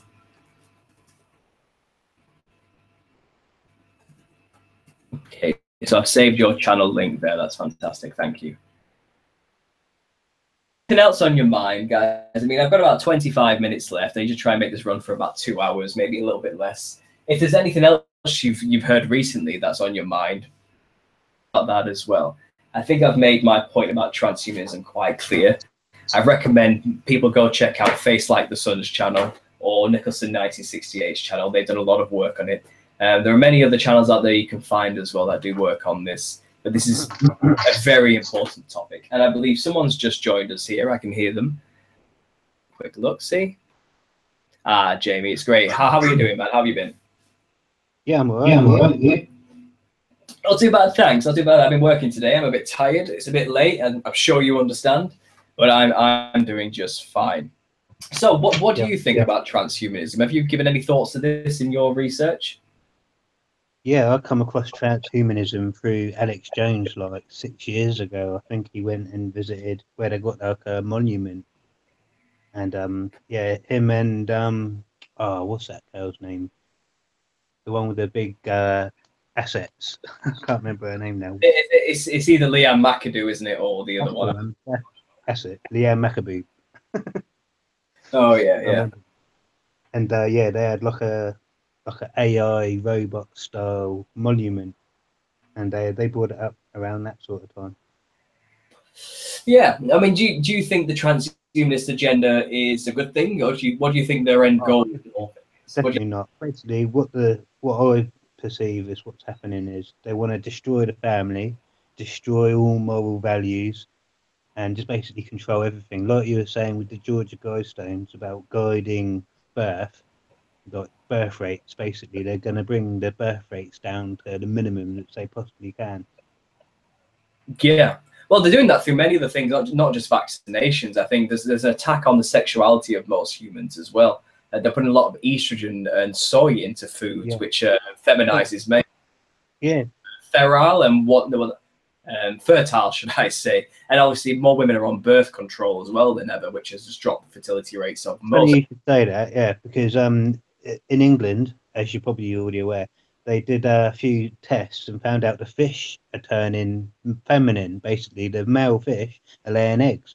So they worked out all the birth control pills that get flushed down the toilet are ending up in the sea or whatever, and it's contaminating all the fish. And basically, between that and the nuclear waste that's being getting dumped in the ocean, you know, it's, you know what I mean? It's just terrible. It is. It's killing us. There's no other way to put it, basically. But in terms of fertility, it was frogs, wasn't it, as well? Were turning male to female. They were changing genders. Male frogs were becoming female and laying eggs, like you said, and having babies and things like this, which is just so bizarre, isn't it? But I remember reading a story in the Sun newspaper about 2 years ago that there's estrogen in our tap water. Yeah. Estrogen in our tap water here. Which, and you know, in Britain, there's a lot of effeminized men, a lot of effeminized men, especially the millennial generation, who have been hit with it the hardest, I think, over the past 20 to 30 years. And obviously, Alex Jones does cash in on the whole thing, though, doesn't he? He sells super male vitality and all this type of thing. Yeah. Well, it does explain why there's so many trannies. Within the last 4 or 5 years, they just exploded, and they're making rules for toilets so that they can use any toilet they feel like using at the time. So, you know, the 99% of the population have now got to cater to the 2% or whatever, or the 1% that are turning tranny. And I've got nothing against them, but when they try and basically demand these extra rights, they already have human rights. So why should we cater for the few? It makes no sense unless there's an agenda behind it. Well, that's it. It does seem all connected, doesn't it? One way or the other. Like, and one particular problem, like, you know, estrogen in the tap water, is a minor progressive tool towards a larger dehumanization agenda. Destroying the family is one way to do it, and isolating people to individualism and narcissism, so they're just all separated from one another. And obviously, when you get more like that, porn addiction is another big thing, which is drop the fertility. I think someone referred to it once as mental castration. Basically, it makes men lose their sex drive. And obviously, women are being kind of propagandized through the feminist movement to hate men and despise children and think it's a good thing to kill their babies because the earth is overpopulated. Times from these satanic liars, and a lot of people are falling for all of these little bits here and there. And the population, you know, will begin to dwindle. I don't think we see the signs of it yet because it takes a few generations before we start to notice such things. Yeah, and they normalise it through schools. It's like you know, the fingerprints, the scans and stuff. There's basically a couple of years ago that they're making kids on welfare to get their free school lunch. They have to use like a thumbprint or some sort of biometrics to be able to be eligible for free school meals. Well, at work, I have to log in and out and clock in and out on the clocking machine with the thumbprint. Yeah, that was a new addition. I was a bit reserved about having to do that, but I need to eat, so I need to do it. You know what I mean? And it's very worrying. Exactly. I mean, speaking of emerging technologies, that's quite a transhumanist topic, really. This whole idea of gathering data on people's features like fingerprints and thumbprints and mannerisms. There are more cameras around than ever. One thing I made a video about in the past was called Transhumanism, the new PayPal advert, which was released, trying to advertise contactless. The new money theme they've got going. Yeah. I broke that down. I went through it and I explained how it showed, you know, what it's trying to show you. And it's about another small progression towards this final end goal of dehumanization, switch to transhumanization. So trans, the hot topic. You know these like wireless credit cards and debit cards where you just got to wave it around the machine for it to work. Contactless. Yeah. Like, when I first saw the posters for them, I went past it, and the first thing I thought was, they had in black and white writing sort of thing, basically saying that you get advantages by using wireless. And I'm just thinking to myself, yeah, that's just so they can normalize it to bring in the mark of the beast, where everyone's chipped. Well, I mentioned earlier in this idea that yes, the chip in the hand is one part of the progression towards the mark of the beast, but I think ultimately the mark of the beast is the full transhumanist switch from being in this body, this vessel, into a vessel of some kind, like a robot, let's say, or a holographic projection. That's the ultimate mark, I think, because just having a chip in your hand is still an aesthetic mark. You haven't really forsaken your body fully yet, if you get what I mean. The temple of God, we'll call it. You've merely added something in which is a little bit. They could just turn the chip off if they wanted to stop you from eating. Bigger picture idea is that will be integrated with your robotic body as well. I don't think everyone will get to have such a privilege. A lot of people will die because they probably can't afford to have the upgrade as well. There'll be many reasons why this mark is beast. What about the hackers as well? I mean, they'll be able to go in, just swipe everyone's bank account because they've got a chip in their hand, because it might be the legal requirement in the future. And the hackers are just, no one's going to trust anyone, because everyone's going to have a preconceived notion that, oh, that one's not trustworthy, he's going to steal my bank details, and all this other information that might get put on these chips. It could be your national insurance number, your allergies, your hospital records. The list is endless. The amount of details. Well, I believe that's true, but the chips will eventually get upgraded, and they'll be connected to your brain in some way. Maybe they can embed information or project things in front of you, and you can see Facebook hovering in front of you. Maybe it'll only get more advanced as time goes on, and I think the chip is just kind of the beginning. I think the little RFID chip is a distraction, to say, of some kind. It's not the big thing we need to be looking at. It's kind of what they've put in front of us and made us focus on, if you get what I mean.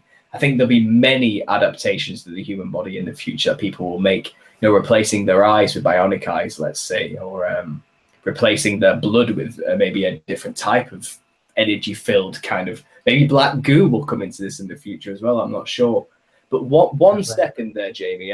Melanie Moulton says, hi, I'm very late to this discussion, but can I ask a serious question?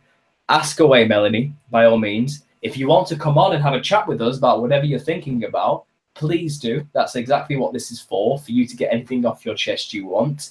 I've left a link in the chat box for you to hop on and you can have a talk with me and Jamie about whatever's on your mind. If you don't want to, just ask your question in the live chat section. That's fine. If anyone else wants to hop on too, now's your chance. Right, so Jamie, off topic here. I've been meaning to watch your video on the Grenfell Tower here. Just a little bit off topic, just to mix things up a bit. What did you notice about the whole event that I may have missed? I'm curious. You got me hooked. Well, what did you have to see in that whole event? Well, there was a couple of things that happened after the event. When the interviews were taking place, there was a video I see with a UFO in. I don't know how legitimate that is, because no one noticed it for like 2 days or whatever. And I noticed straight away there's chemtrails. So, and then other things come to light about an EU regulated fridge component failed and set the fridge on fire. But, it's a bit suspicious. I mean, we're leaving EU because, obviously because of Brexit and stuff. And then the next thing you know, an EU regulated fridge gets set on fire. And it's just very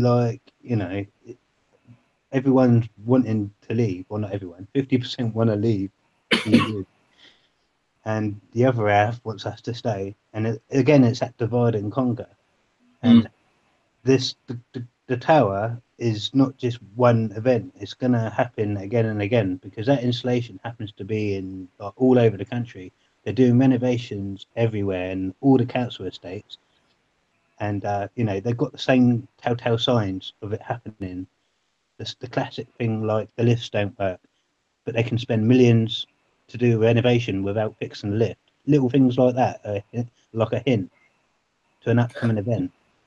One thing I thought was interesting, someone sent me a link. This has happened in China about 3 years ago. The exact same thing happened in China. The cladding, which was made of a cheap, flammable foam, set a whole high-rise on fire. Obviously, we didn't hear about it in the West because it's not Western news, but this has happened before, and it seems like an exact mirrored image has happened again in England. So it's very. This is not new. We knew full well. People have known full well it's dangerous to apply this stuff to these buildings. But I guess it makes you wonder, doesn't it? I mean, people say the Twin Towers were built to fall. Do you think maybe these towers too were built in some way, maybe to fall? Well, the thing is about these towers was they were built so long ago that to remove asbestos and things like that would cost just as much as it is to rebuild the whole thing. So what happened in the case of 9/11, or as I call it, 11/9, because we get the date the right way around. That's but, yeah. basically, they insured it, and they tried to do claim for both the towers, and they tried to claim twice for both the towers, but they got refused. And it's just basically one big insurance job. They knew it was going to happen because they added the terrorist thing to the insurance policy, funnily enough. And also, not just that, there was a thing that was passed into their laws over there, whereby you can't shoot down a hijacked plane without the authorization of the president or the vice president. And that order was not given. They was actually told to stand down. They was requesting authorization. Can we shoot this thing down? It's getting a bit close now. Can we shoot it down? And they're like, no. And it got like 10 miles closer. Now can we shoot it down? Well, have I said you can? No. Well then, the order still stands. So basically, stop asking me for authorization. You're not shooting it down. It was all pre-planned event.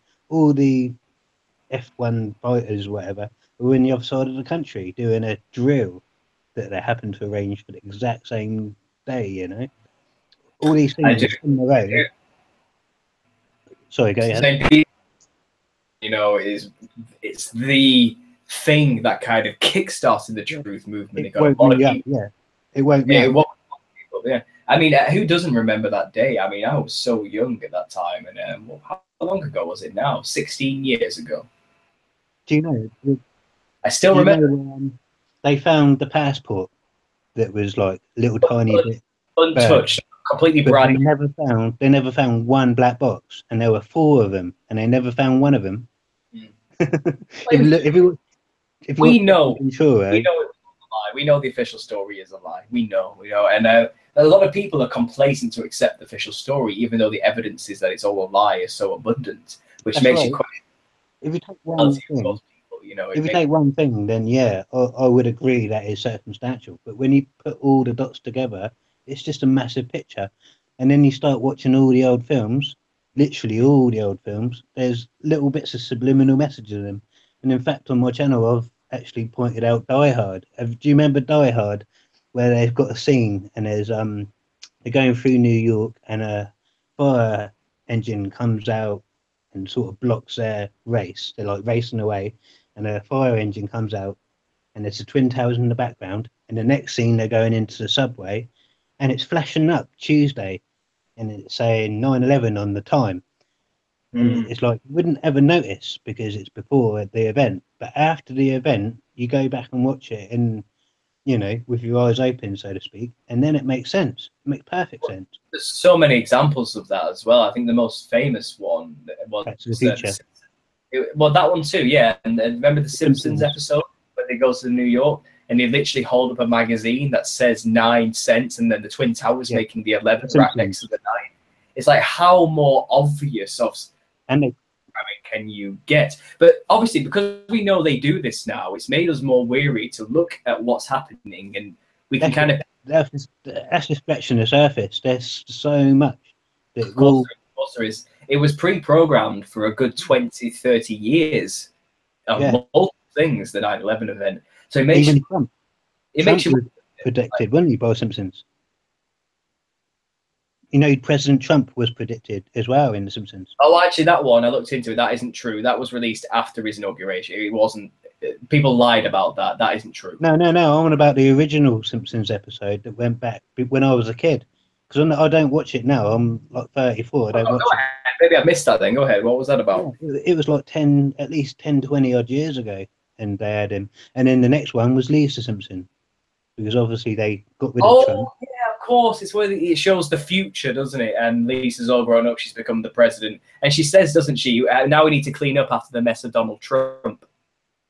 Isn't it? And then she asks, how much money? She says, how much money have we got? And Milhouse says, we're broke. Yeah, right after the president.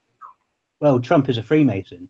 And in his little tower, he does a little tour years ago, and it shows all the Freemasonic stuff that he's got in there.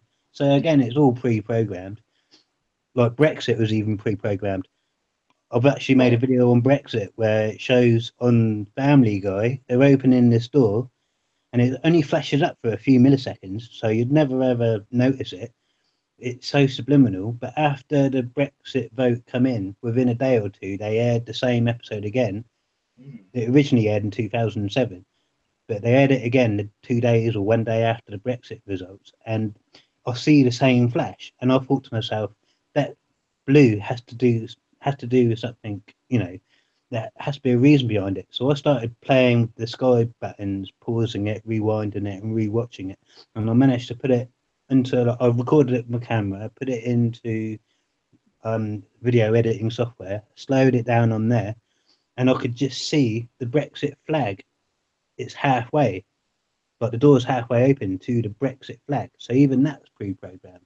It is. This is what I mean. It makes you wonder when you watch TV now. We're looking at it to try and find what's the next thing that's going to happen. What are they trying to program us with? You know what I mean? But we always miss it, and then we can always see it after the event quite clearly. You know what I mean? So yeah, it's scary stuff how we play on our mind like that. It's really scary. It's method to the madness, isn't it? Yeah. Quickly here, Melanie's replied with a question, and I think you might find this, as British people, this is something we could probably answer quite well. Thanks, but I don't want to speak online. That's fair enough, Melanie. It's not for everyone. That's fine. I had a discussion with my sister today, who I see very rarely. She's not a Christian. I am. She is very on board with Tommy Robinson and his hatred of the Muslim ideology.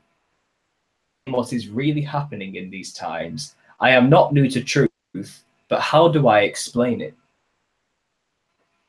Jamie, what would you think about that? So she's not a Christian, and she's behind. Her sister isn't a Christian. Her sister isn't a Christian, and her sister really supports Tommy Robinson and is against the Muslim ideology. So is she against him, or she stands with him? Tommy Robinson. I'm guessing Melanie sees it more of it's all controlled and it's all trying to turn everyone against each other. I'm guessing is what she understands it to be. See, Tommy Robinson's the leader of EDL, isn't it? No, well, Tommy Robinson isn't the leader of EDL anymore. He used to be. Right. Enemy of the state.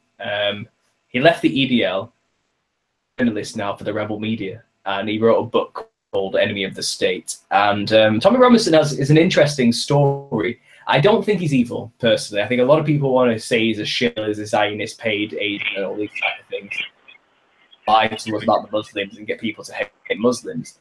However, I personally think he is sincere, but he's not the most intelligent person in the world, if you get my drift. So he might not understand that he's actually playing into the hands of corruption and division himself. He has genuinely been ravaged by in Luton, and all the people who lived in Luton he grew up with have now moved out of Luton. He's remained, and obviously Muslims have essentially taken over, and he's not being over dramatic. That's literally happened. We now live in the north of England, and near like places like Blackburn, Burnley, and Rochdale, and things like this. They have been, again, there's places we can't go. No-go zones do exist. And self-segregation of these people. So what I'll say, my advice, Melanie, is have more open-minded sympathy for why your sister is angry and upset, because it's not completely unjustified, okay? Now, my advice as well is tell her not to follow idols or think any man can save us from what's coming, okay? And try and explain how men will inevitably lead other men to war. That's kind of what always happens when men take the charge. We should probably put it into the hands of God, personally, and, you know, have faith in a higher power in this respect. That's we're my definitely gearing up for World War III. I mean, I look at all the job sites looking for work, and every time I go on there, it's army wants this, army wants that, and it's racked up a lot over the last like month or so. Well, when Theresa May said about we're going to have the army come in and replace the police and all this stuff, and that was just like after Manchester and stuff like that, and then the London Bridge, and then, you know, I knew something was gearing up, but there seemed to be gearing up for war. Yeah, yeah. War is definitely on the horizon, and I see. I am not picking a side. I'm not a political left-right guy. Okay, I get it's a Hegelian paradigm that all just as corrupts each other. I'm not going to expect any political party or man to save us from this coming war, but huge culture differences between Western Christians and Middle Eastern Muslims is so we are not compatible with one another. And the EU that did this to us and allowed this mass immigration knew full well that it wouldn't be compatible. And that is what that's what the war will inevitably be between the natives of the UK. Well, not all the natives, you know, obviously not. But there'll be a lot of people who are going to want to fight the Muslims, and there'll be a lot of Muslims who are anxious in their right to fight against us as well. A lot of Muslims have been sent with their imams telling them, we are going to take over the UK. Yeah. And you can listen to faith schools in the UK. Some of the things they preach there are incredibly hateful towards the UK people. And it's not a joke, you know. And I think there's a lot of people out there who are willing to point fingers at people like Tommy Robinson and say he's just a shill to cause division. That's a very liberal conspiracy theory. I'm not a very liberal-minded person. The reality is, not everyone can hold hands and get along with each other. Not all religions are compatible with one another. They can't coexist like a lot of New Age principles would like to tell us. It can't happen. That energy flow is a bit of a troll, isn't he? Saying no people died in Manchester, he's saying. But the thing is, I know people who know people. I'm not saying he's a troll, man. No, I don't think it's fair to accuse someone of that. But obviously, there's a lot of controversy over that whole event. There's a lot of people who believe a lot of these events are fake. Well, I know people who know people, and there's a girl that had her leg nearly ripped off, you know. So for him to say, "Oh yeah, no one died," you know, laughing it off, sort of thing. Yeah, well, that's just ignorant, you know what I mean?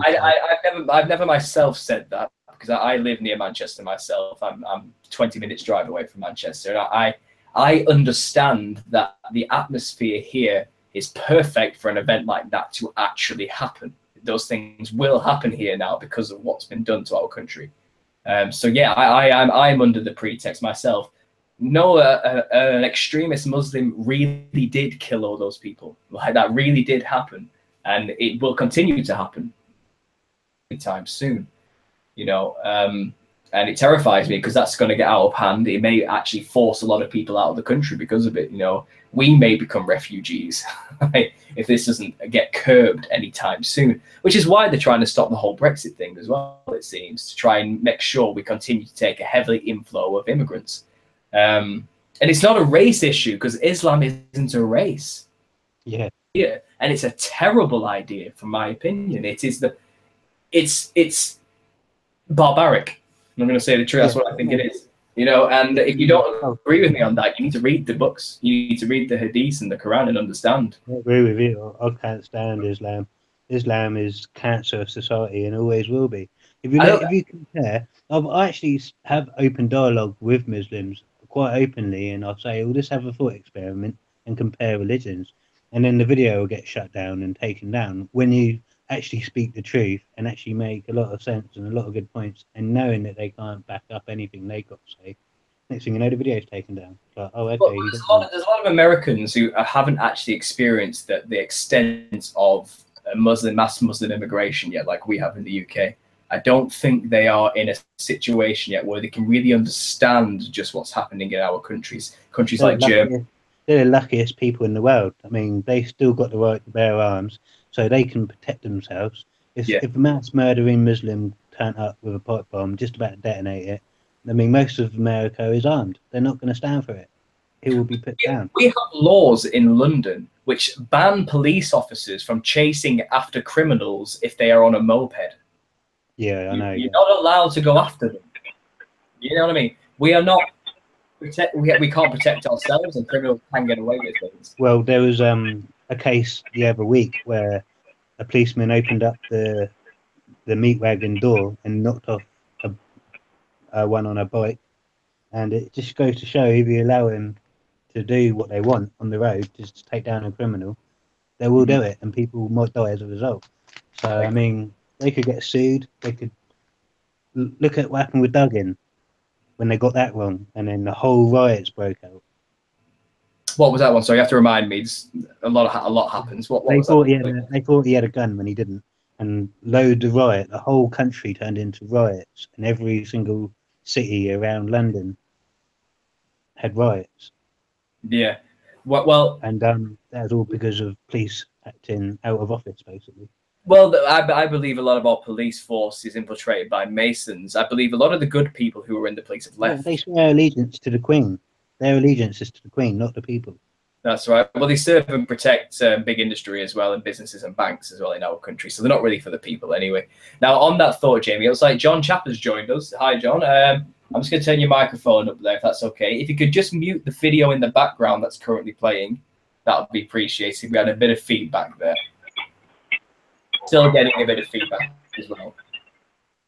So I'm just going to mute that again until we get that sorted, John, if that's all right. Please mute the video that you have currently playing and only have this chat open, if that's okay. Okay.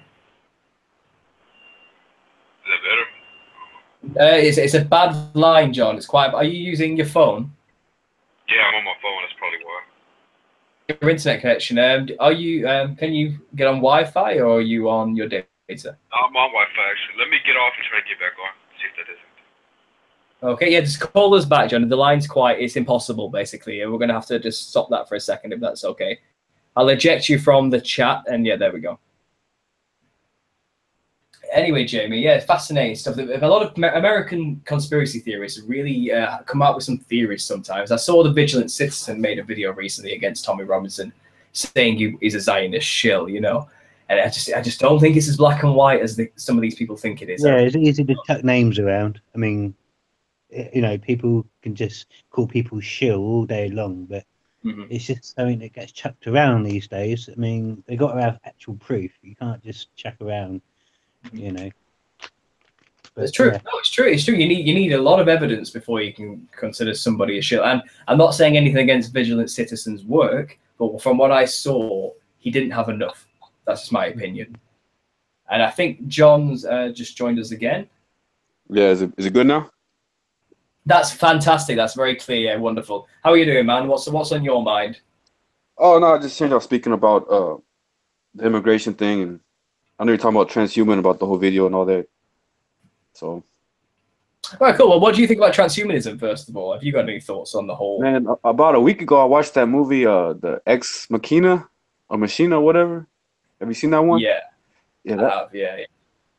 That movie tripped me out. It was a good movie the way it was made, but you know, that technology, you think is, I mean, I seen the videos you played too earlier. I mean, that's kind of far apart from what the movie showed, but man, if it gets to that point where it's that realistic, and even like with the Matrix, how that movie showed that stuff, you know. And as far as like the vessel and all that, that's pretty weird, man.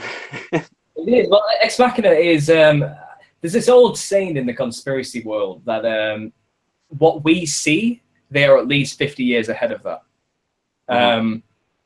So maybe they already do have robots like that for themselves, you know, on a very small level. I'm not sure. However, what we publicly see isn't too far off. It was quite primitive compared to that.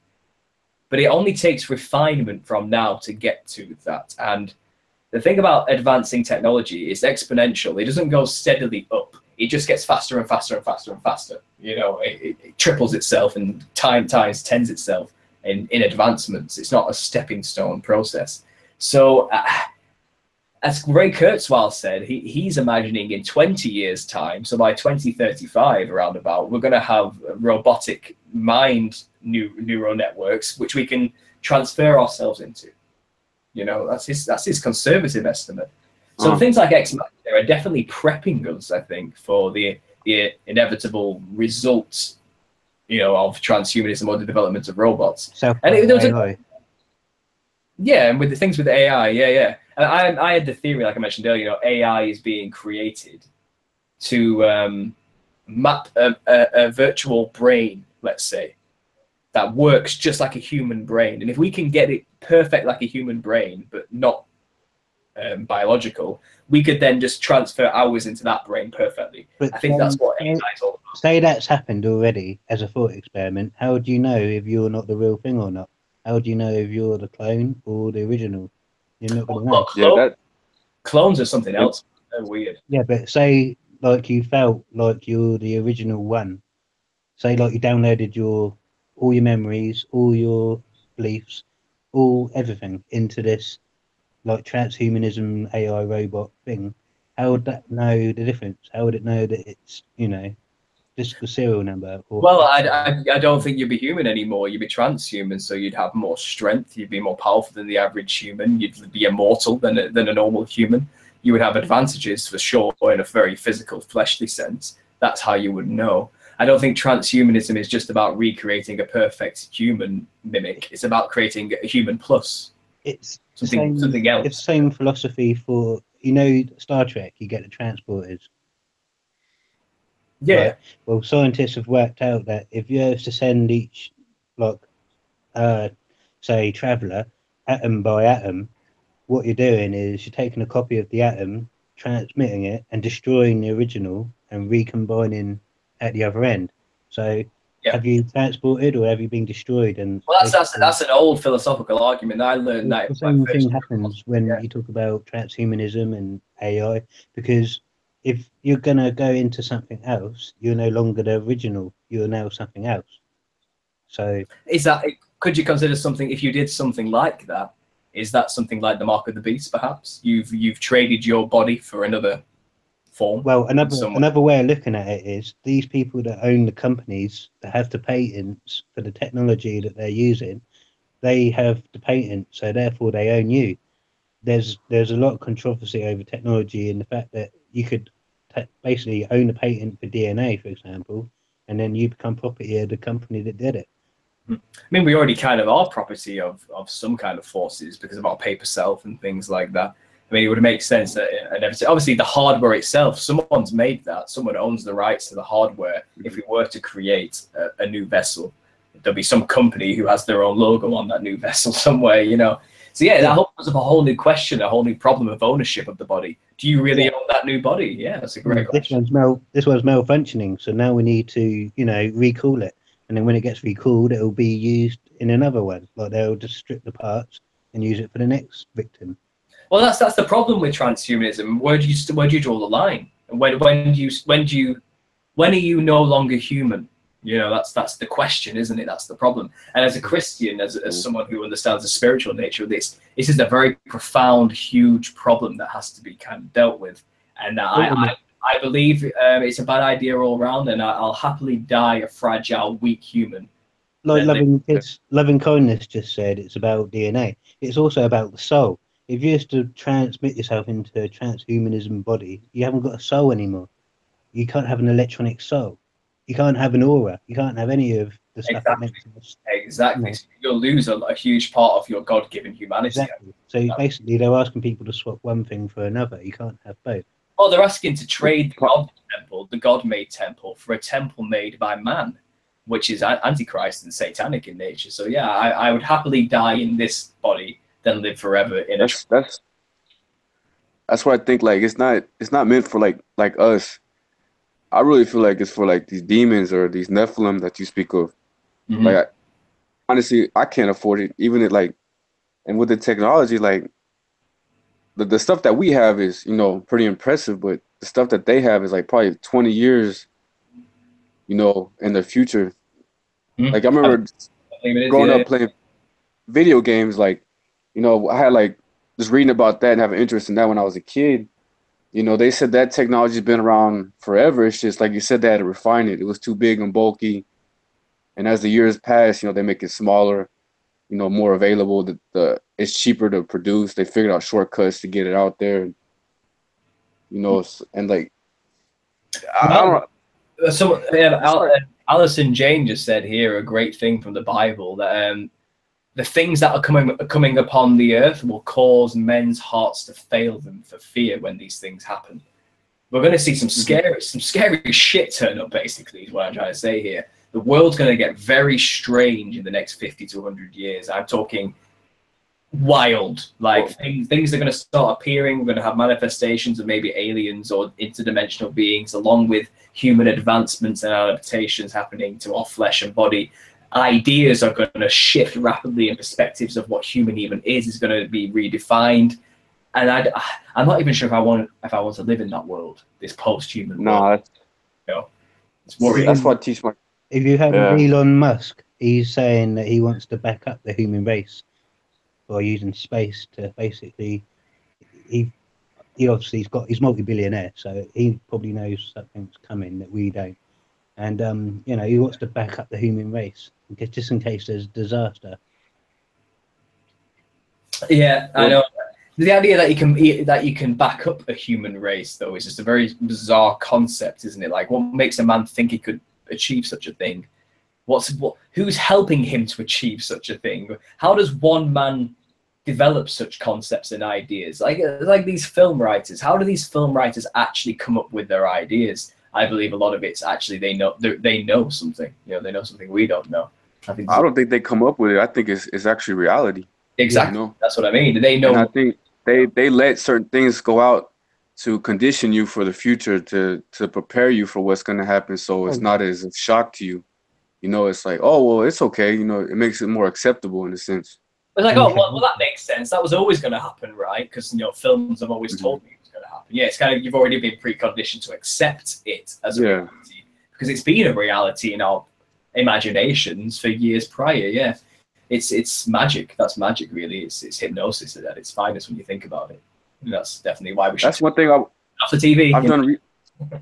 I've been looking into is these cell phone towers and these frequencies and these Wi-Fi, and you know, I think that has even the cell phone in your pocket, you know, it emits EMF waves and all this stuff, and your body functions on that.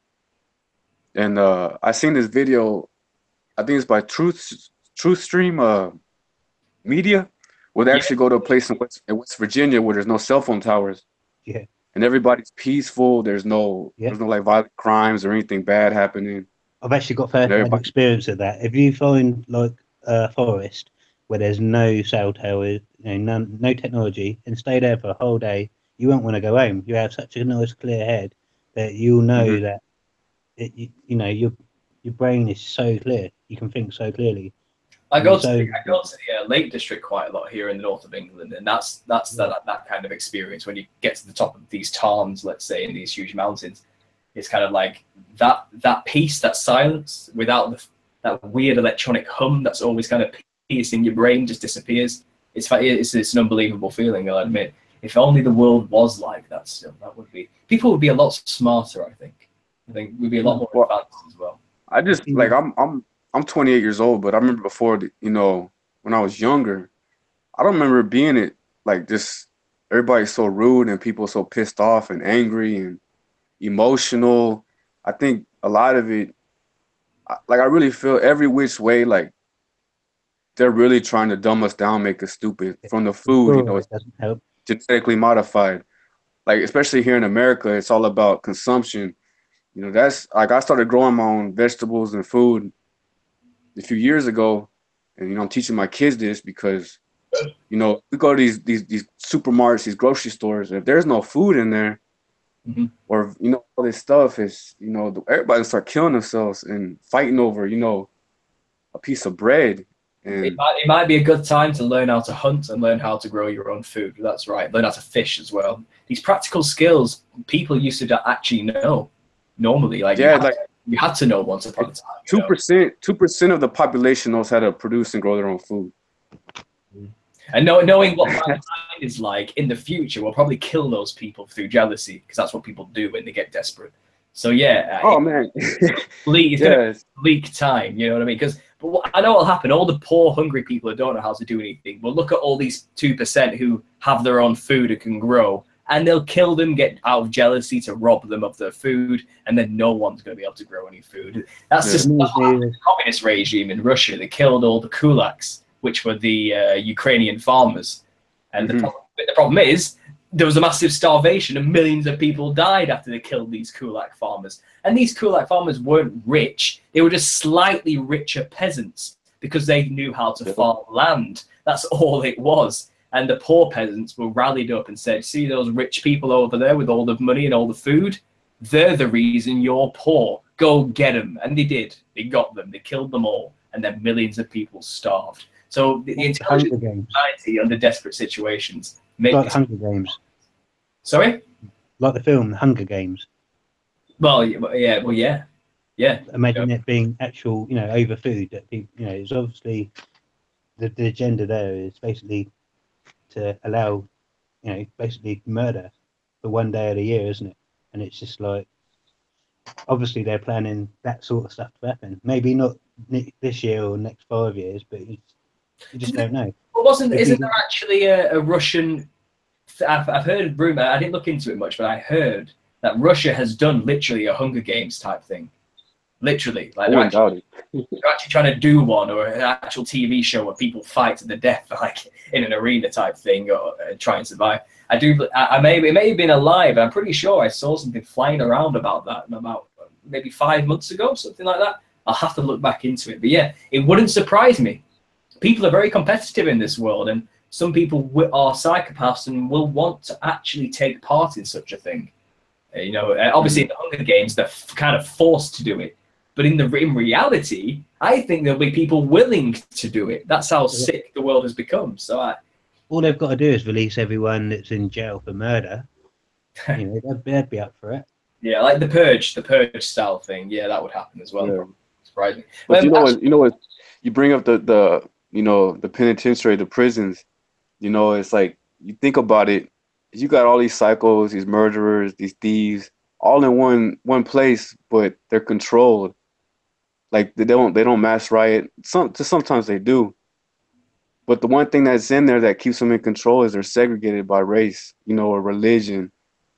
And it's like what they're pushing on us to keep us in control, to divide us, What's that one where they say if you win the race, death race? Do you remember that one? Yes. The old one, right? You get free from prison if you win the race. I remember that. Yeah. So I mean, there's another one as well. Was it called The Game? Yeah, the program's all there. The programming has already been done. It's just a question of when they want to hit that button.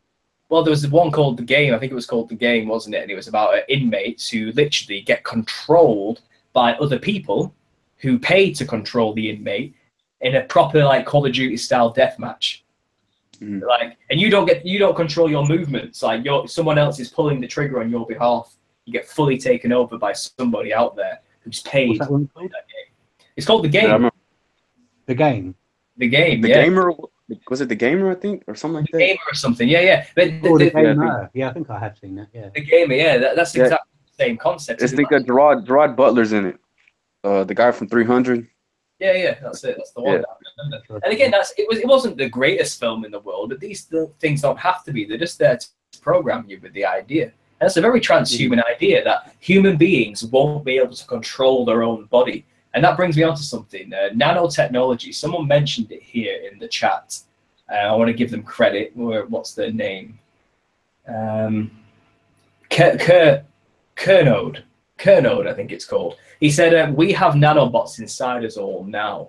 And I remember what he's talking about chemtrails here and Morgellons. Have you heard? Do you remember this, guys? Have you looked into this thing? Yeah, I've seen a lot about that. There's a few channels that I've. There's a guy. He's called the Unknown Cat. That's his channel's name. Where he actually, I think it was potassium iodine he used to actually get rid of it. Yeah, you get rid of nuclear fallout from that, don't you? With that sort of. Well, that's interesting. That's one thing. The chemtrails have some aluminum oxide or something in it, and I think that's with communications or something, like the AM frequency, like it from the radios, it goes up in the stratosphere and bounces back down. That's why it could travel for longer distances. Versus the FM frequency, you know, it goes in a straight path. You know, it has mass to it, it has weight. So as the distance goes by, like, it loses its signal.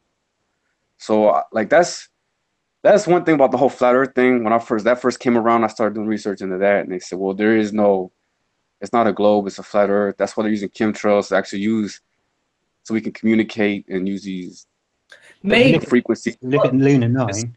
Lunar 9 it gets, proves that it's not. You know, it gets deep. You don't know what's real and what's false and how deep it goes. And what we can see is that they are spraying chemicals in the atmosphere. And one truthful conclusion from that is we have all inhaled that. And it is the very same days that they're spraying the stuff, I'll go into my local shop and there will be a guy collecting for a charity, and guess what charity it will be? It will be Alzheimer's. And what do you think these chemicals will cause for the older generation? Along with the fluoride, chemically it mixes up and it gives them Alzheimer's. Autism's on the rise as well. There's a huge rise in autistic. Asperger's and that. It's all linked. Every single thing like that is. But other than that, you know, obviously the defects it causes people. What about if it is metal particles and it is electroconducting, and there are thousands of frequencies being bombarded from the major cities and even rural areas, have we become ultra-charged antennae receivers for whatever signals they want to send into people? For example, could they send out a frequency that messes with the particles in people's bodies, that makes them act demonic? Attenuate. Most definitely. What can they do? The military guys technology, like for crowd control and all that. You know, it may not be to that extent what you commented on, but I mean, it's out there. And then I think honestly, all that comes down to is population control. Like, I really feel like we're using their resources and they don't like it, the people at the top, and they want to live on forever, you know. Well, they like doing the vaccines as well, all the heavy metals. Oh man, it's eugenics, man. All that, it's crazy. Autism's on the rise by just an extraordinary amount. There's a kid that lives above me, and I'm living in a flat, and you can hear the high-pitched screeching noise of a toddler that's had vaccines. You don't even have to know the family. You just know that they've been injected with this blooming vaccine, and it's such heavy metals and the high-pitched screeching that these kids do. It's horrible. I have a work colleague whose child is autistic as well, and he's suffering greatly trying to raise this child. You know, my own sister child had a brain hemorrhage at the age of like 6 months or something silly, and is now permanently disabled for no real understanding or reason. It just kind of around the same age. Did they actually give the vaccines? Well, funnily enough, yeah. You know, it's terrifying stuff, and it affects everybody personally on many levels now. I know many people who have had problems with childbirth recently, and it's like, how is this possible? Why is this? Well, we know why, you know, because we're bombarded. But what would their excuse be to why? I'll see what they're getting at. It's like my sister. She totally changed when she had her vaccines. She used to be happy and smiley, and then she suddenly just went all silent, like she went all quiet. She's still the same girl. She hasn't got autism or anything like that, but you notice a change. Like, she's more serious, like less innocent sort of thing. Like, she's more like less playful and stuff like that. You just notice that all changes. I'm sorry, man. That's horrible. Yeah, sorry about that. I think they want you to become dependent on big pharma. You know, the more natural way is always looked at like, oh man, that's nonsense. But I mean, look at the Eastern, like in China and all these other countries, like they've been doing it for thousands of years and like to some success. But I think a lot of it has to do with the food. I'm not sure if it was a Greek philosopher. I don't know if it was Socrates or whatever, but they said food is thy medicine and medicine is thy food. You know, with the minerals and the vitamins that is on Earth. Well, we say that's what makes us healthy, mentally stable, and aware of what's going on. Well, today we say the phrase "you are what you eat." Basically, exactly. So GM foods are no good. That's what I believe. exactly. Yeah, yeah, I agree. But I mean, with the population so high and consumption at its highest, you know, like if you look, especially here in America, I'm not sure how it is in England, but you know, the way the chicken farmers and just how the food is grown, it's all petroleum based or chemical based, and Yeah. it's not meant to be that way. It's not any better here, trust me. I mean, I'm pretty sure there's laws actually stopping people from being able to grow food in certain gardens as well. Oh man, you'll actually have the FBI come knocking on your door and seize everything. Like people, even like whole natural milk, you'll go to jail for that. And that's things like that wake people up. Like you should be aware of what's going on. Can you imagine though for a moment, what are you in here for? Oh, murder, killed 10 people. What are you in here for? Oh, I grew some vegetables. Exactly. They don't want you to be independent. They want you to depend on the government. And that's what's happening here in America. Like luckily we still have a right to bear arms, like you mentioned earlier. But there are all these shootings, you know, that these mass shootings or these lone wolves with the Muslims over here. They want to create all this fear. It's all created by them to take our rights away. They're trying their hardest. You know, and like I think it was Pierce Morgan was over here pushing that agenda. Man, I hated that. I hated him, man. Like you don't understand. We have this. It's not. I mean, yeah, people always want to make the arguments for hunting, and that's easy. You can easily dismiss that. Well, you don't need to do that no more. But our founders, you know, you want to call them Freemasons or whatever. Like we created one of the best societies in the world ever. I really feel that way. I mean, nothing against England and all that. It's the same thing, really. But you know, against the dictatorship, you know. It's not really, man. We don't have free. We do not have free. Obama was selling us down the river. Like he was every which way he was trying to destroy America. The NDAA Act he passed during Christmas time, 2016, I think it was. Yeah, he got a Nobel Peace Prize, didn't he, for bombing loads of people? By the Jews, you know. Not I hate bringing that up because there's like the stigma with it, but it's like they're the ones, they're behind it all in a sense, and I don't want to put them all in it because it's really not them, you know.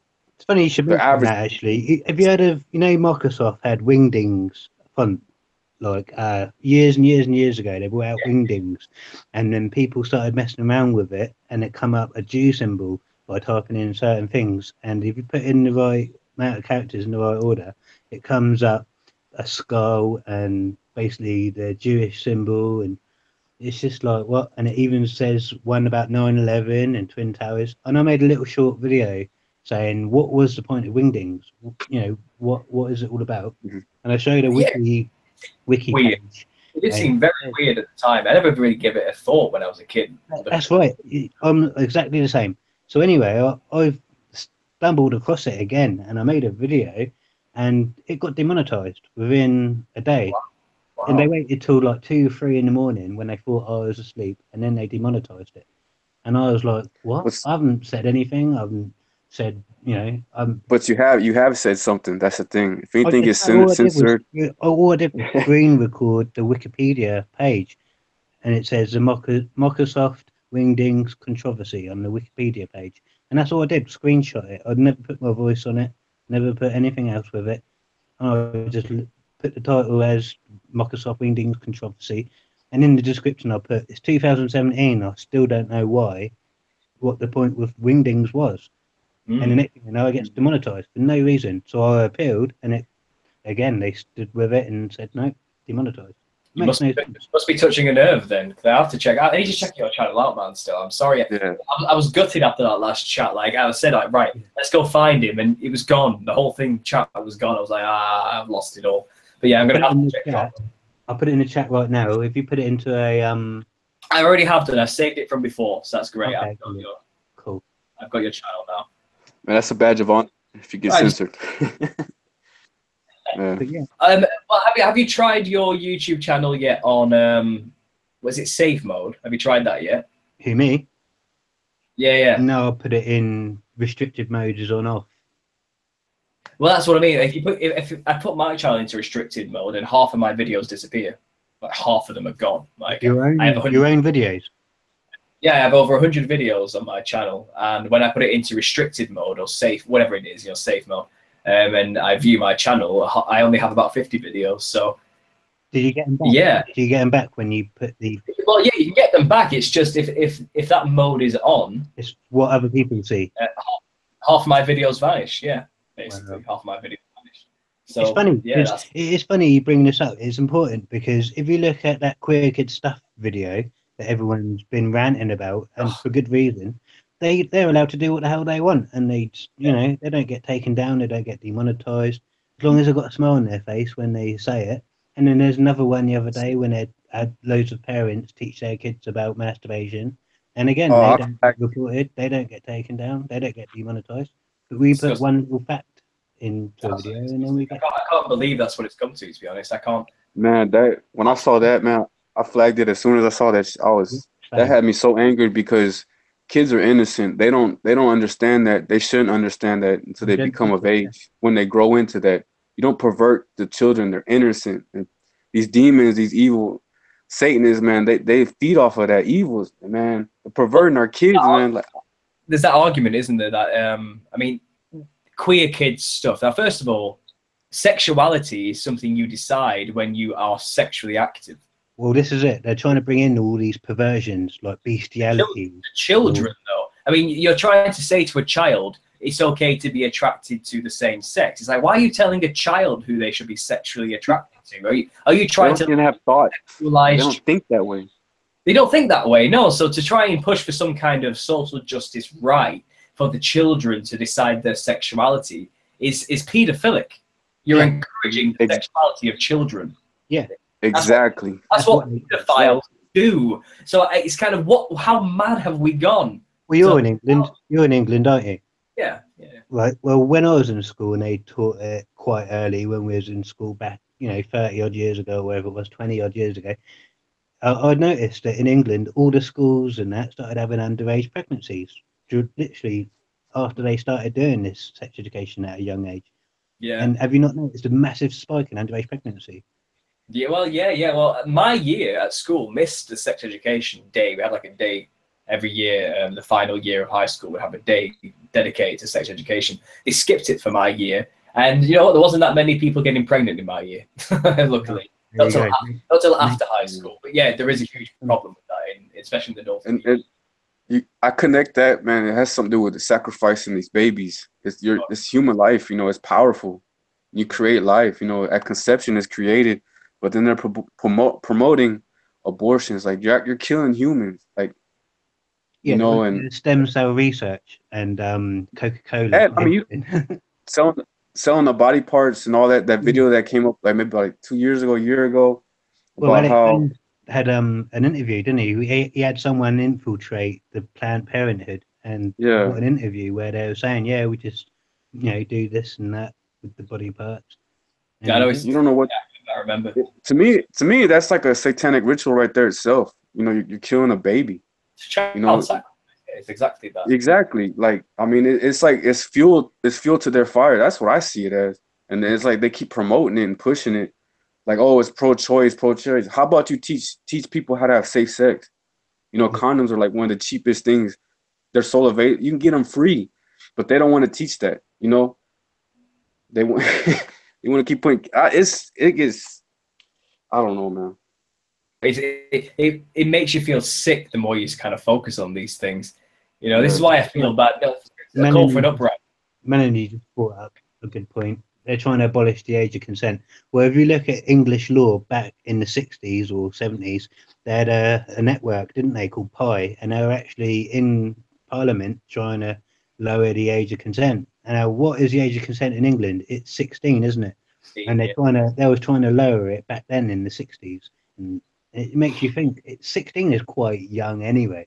Looking back at it, I didn't know what was going on at 16. I mean, when you're 16, 4 years ago, I was 12. What do you know? You know what I mean? What can you possibly? I mean, even if you're 19, 7 years ago, you were 12. Even that's still too young. You don't.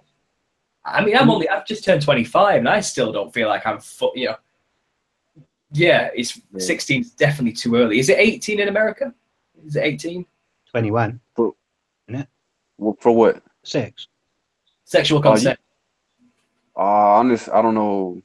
It's so bad here. Like when I was I graduated in the year 2007, so I was 18 then. When I was 4 years before that, when I went to high school, I was a freshman. Our class had the highest pregnancy rate that they've ever seen at the high school. So I mean, But what's the law? like What's the legal the age? laws to get married or have like it's 18. 18. Yeah, Se- that's too 17, 18. Yeah. That's Yeah, 2 it's years. 21. So yeah, it's 21 for alcohol. So you can have sex, but you're not allowed to get drunk. It makes no sense, does it, in America? Nah. Doesn't make sense here in It's, England, man. It's the same thing. Well, Exactly. one be thing honest, we none of need them. to do in England is have the driver's ed, because if they're doing that, one, there'll be better drivers, and they won't be driving illegally and causing crime. And another part of it is, it will keep them from having sex because they'll be driving. It will give them something else to do. I So don't that's think one thing we we need to do. stop teens from having sex. Well, these days. I think it all. Speaking from like in the American perspective, they try to destroy the family here. I don't know over there or around the world if it's like that. Oh But yeah. and once you do that, everything just goes downhill. Family teaches you common sense. That's your first, like your mother, your father. Those should be your first teachers, your first professor, everything.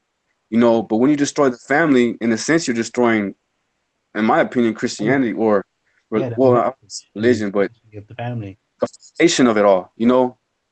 Like No, I'm blessed, I had both that. But having like friends that I used to run with on the streets that didn't have a father, they end up becoming their father.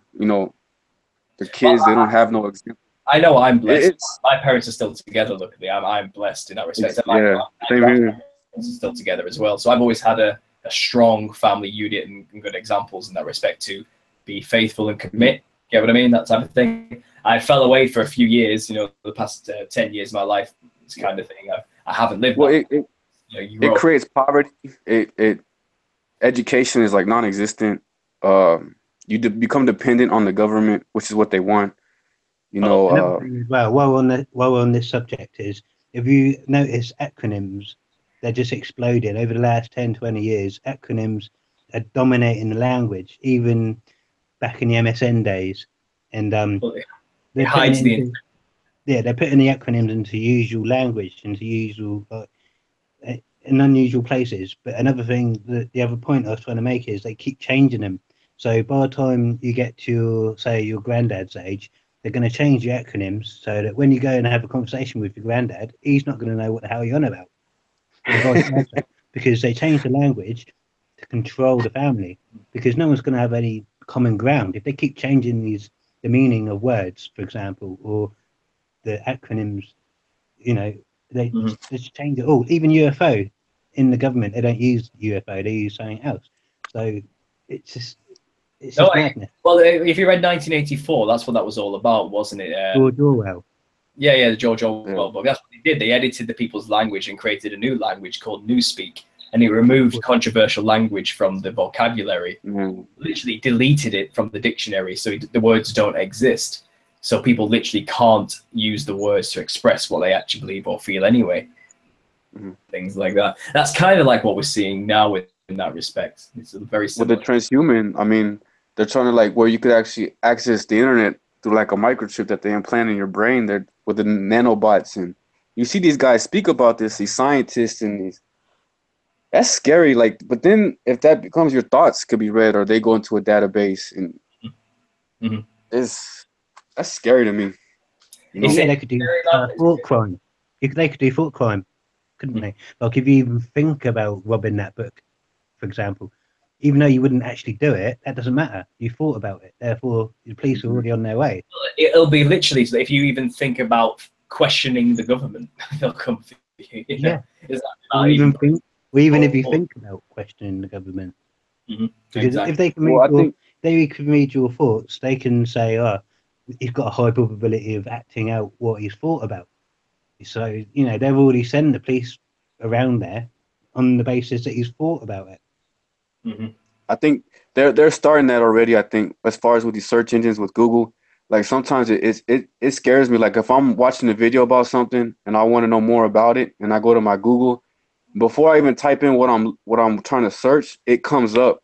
Yeah. I'm like, what the? How? It's like they're already reading my thoughts in a sense, or they know what they're predicting what you want to look or your interests are, and I think they target individuals by that, what you speak about or what you search. Well, And here in America, once on my phone, actually, my dad's a Burnley supporter in football in America, soccer in American terms, and he supports a particular team called Burnley. Now, I actually don't care about football at all. I do not search football results on my phone, never have done, never will. It bores the hell out of me. Never care.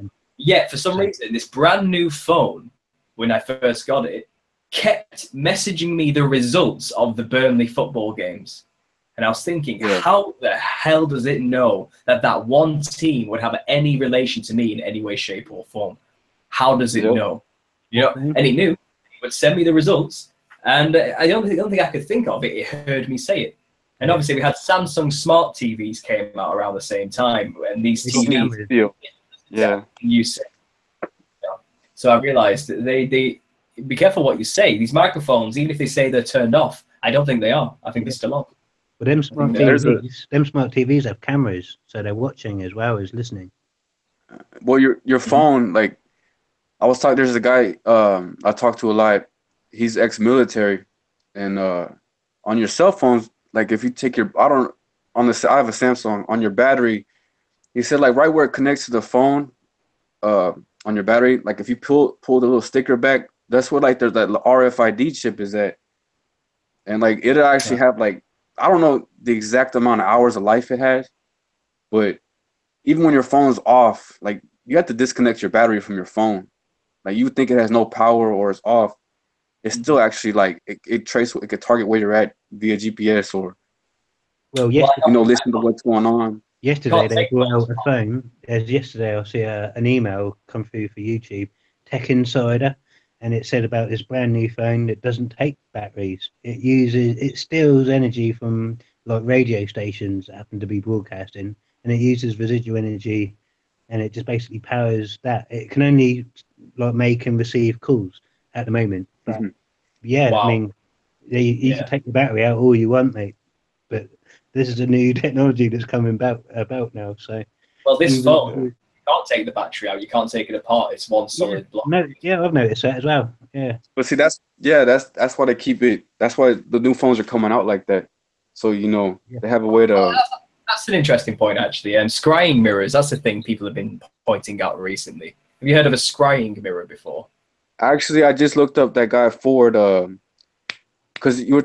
I think it's called Goetia or something like that. I don't know what. Yeah, 72 Demons of Solomon, the Goetia, I believe it's called. There's 72 of them or something. This guy, he has a channel on YouTube. He's something Ford. I can't remember what it was. Is the guy's name? But he talks like he actually has a video of him doing that. I'm like, man, and I like. You brought up that guy Zenduis, whatever his name is, who shows all these demon possessions and all that. Yeah, Zendrius. Man, I watched some of his videos. I'm not gonna lie, man. Like I felt like after I watched a couple of them, I had to cut it off because I felt I had like panic attacks. I'm like, man, something about these frequencies and like I really feel like with the technology the way it is, like it's opening portals in these dimensions and making it more easier for these malevolent, beings or whatever demons to come into people and that's what a scrying mirror is. A black mirror. And obviously, there was actually a TV show in Britain called Black Mirror, funnily enough, that came out not so long ago. And a black mirror is used in demon summoning. And here's one in everyone's pocket. We have one in everyone's living room, a black mirror in everyone's pocket in the living room. So what we are using is literal old school demon summoning, a Ouija board type technology, just in a new form, And come on, what's more otherworldly portal like than that? You know what I mean?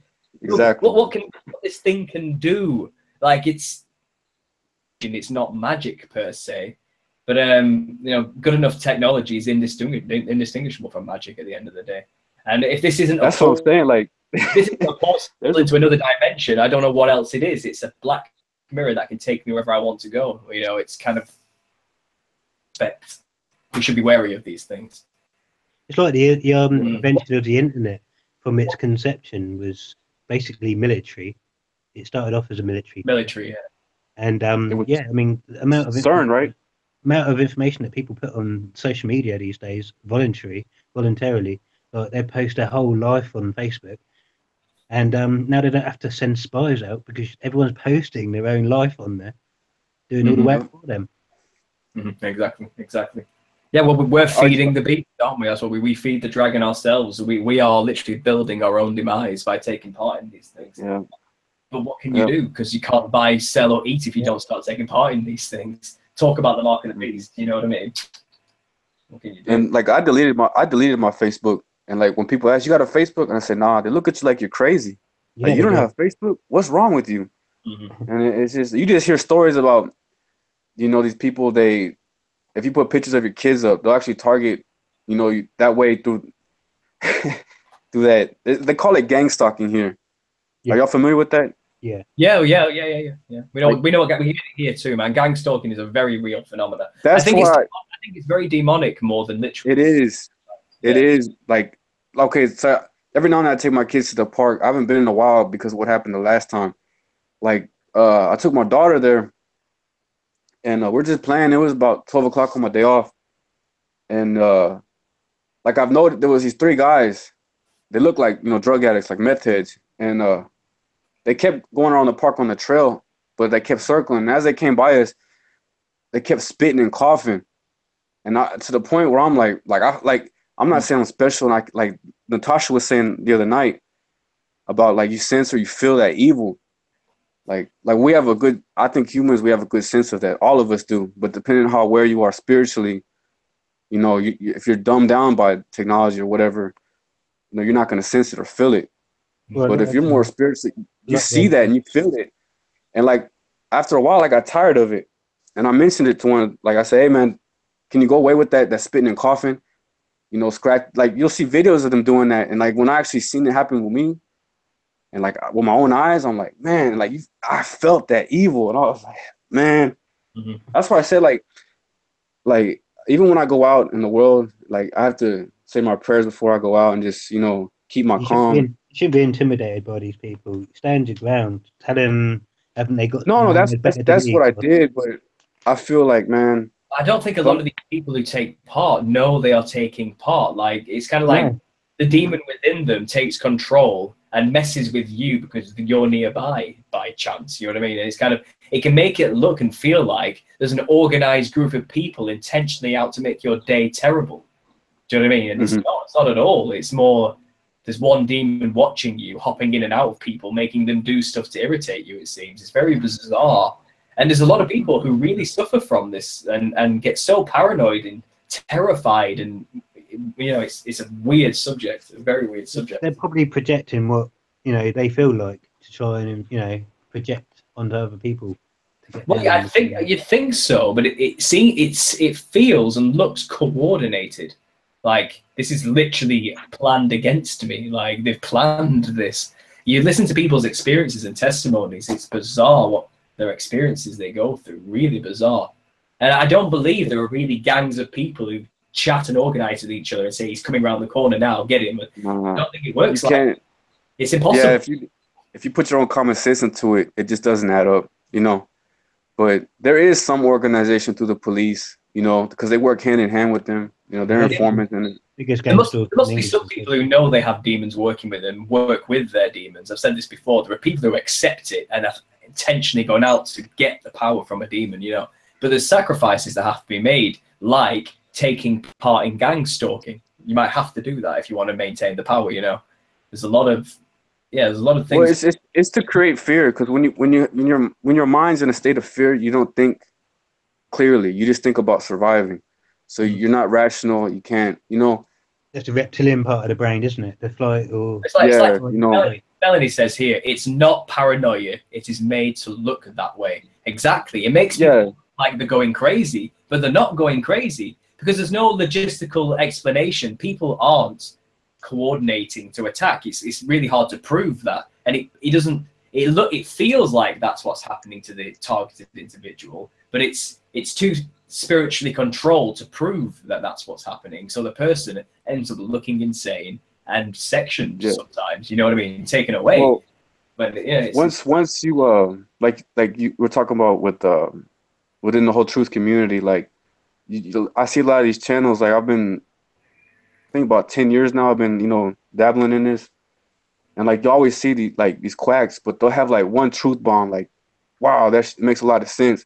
But then they'll pile a bunch of nonsense on top of it to distort the truth, and then like it's so easy once you're a truther or you're crazy, so they dismiss you completely. Like So David you have Icke. to be real. Like David You Icke. have to be real. Yeah, David Icke is a good example of that. Yeah. He be careful. had an interview, didn't he, saying he was Jesus, like he's a savior, he's second coming. He wears the color turquoise because it helps evoke his spirit beings, which help him guide his ascension.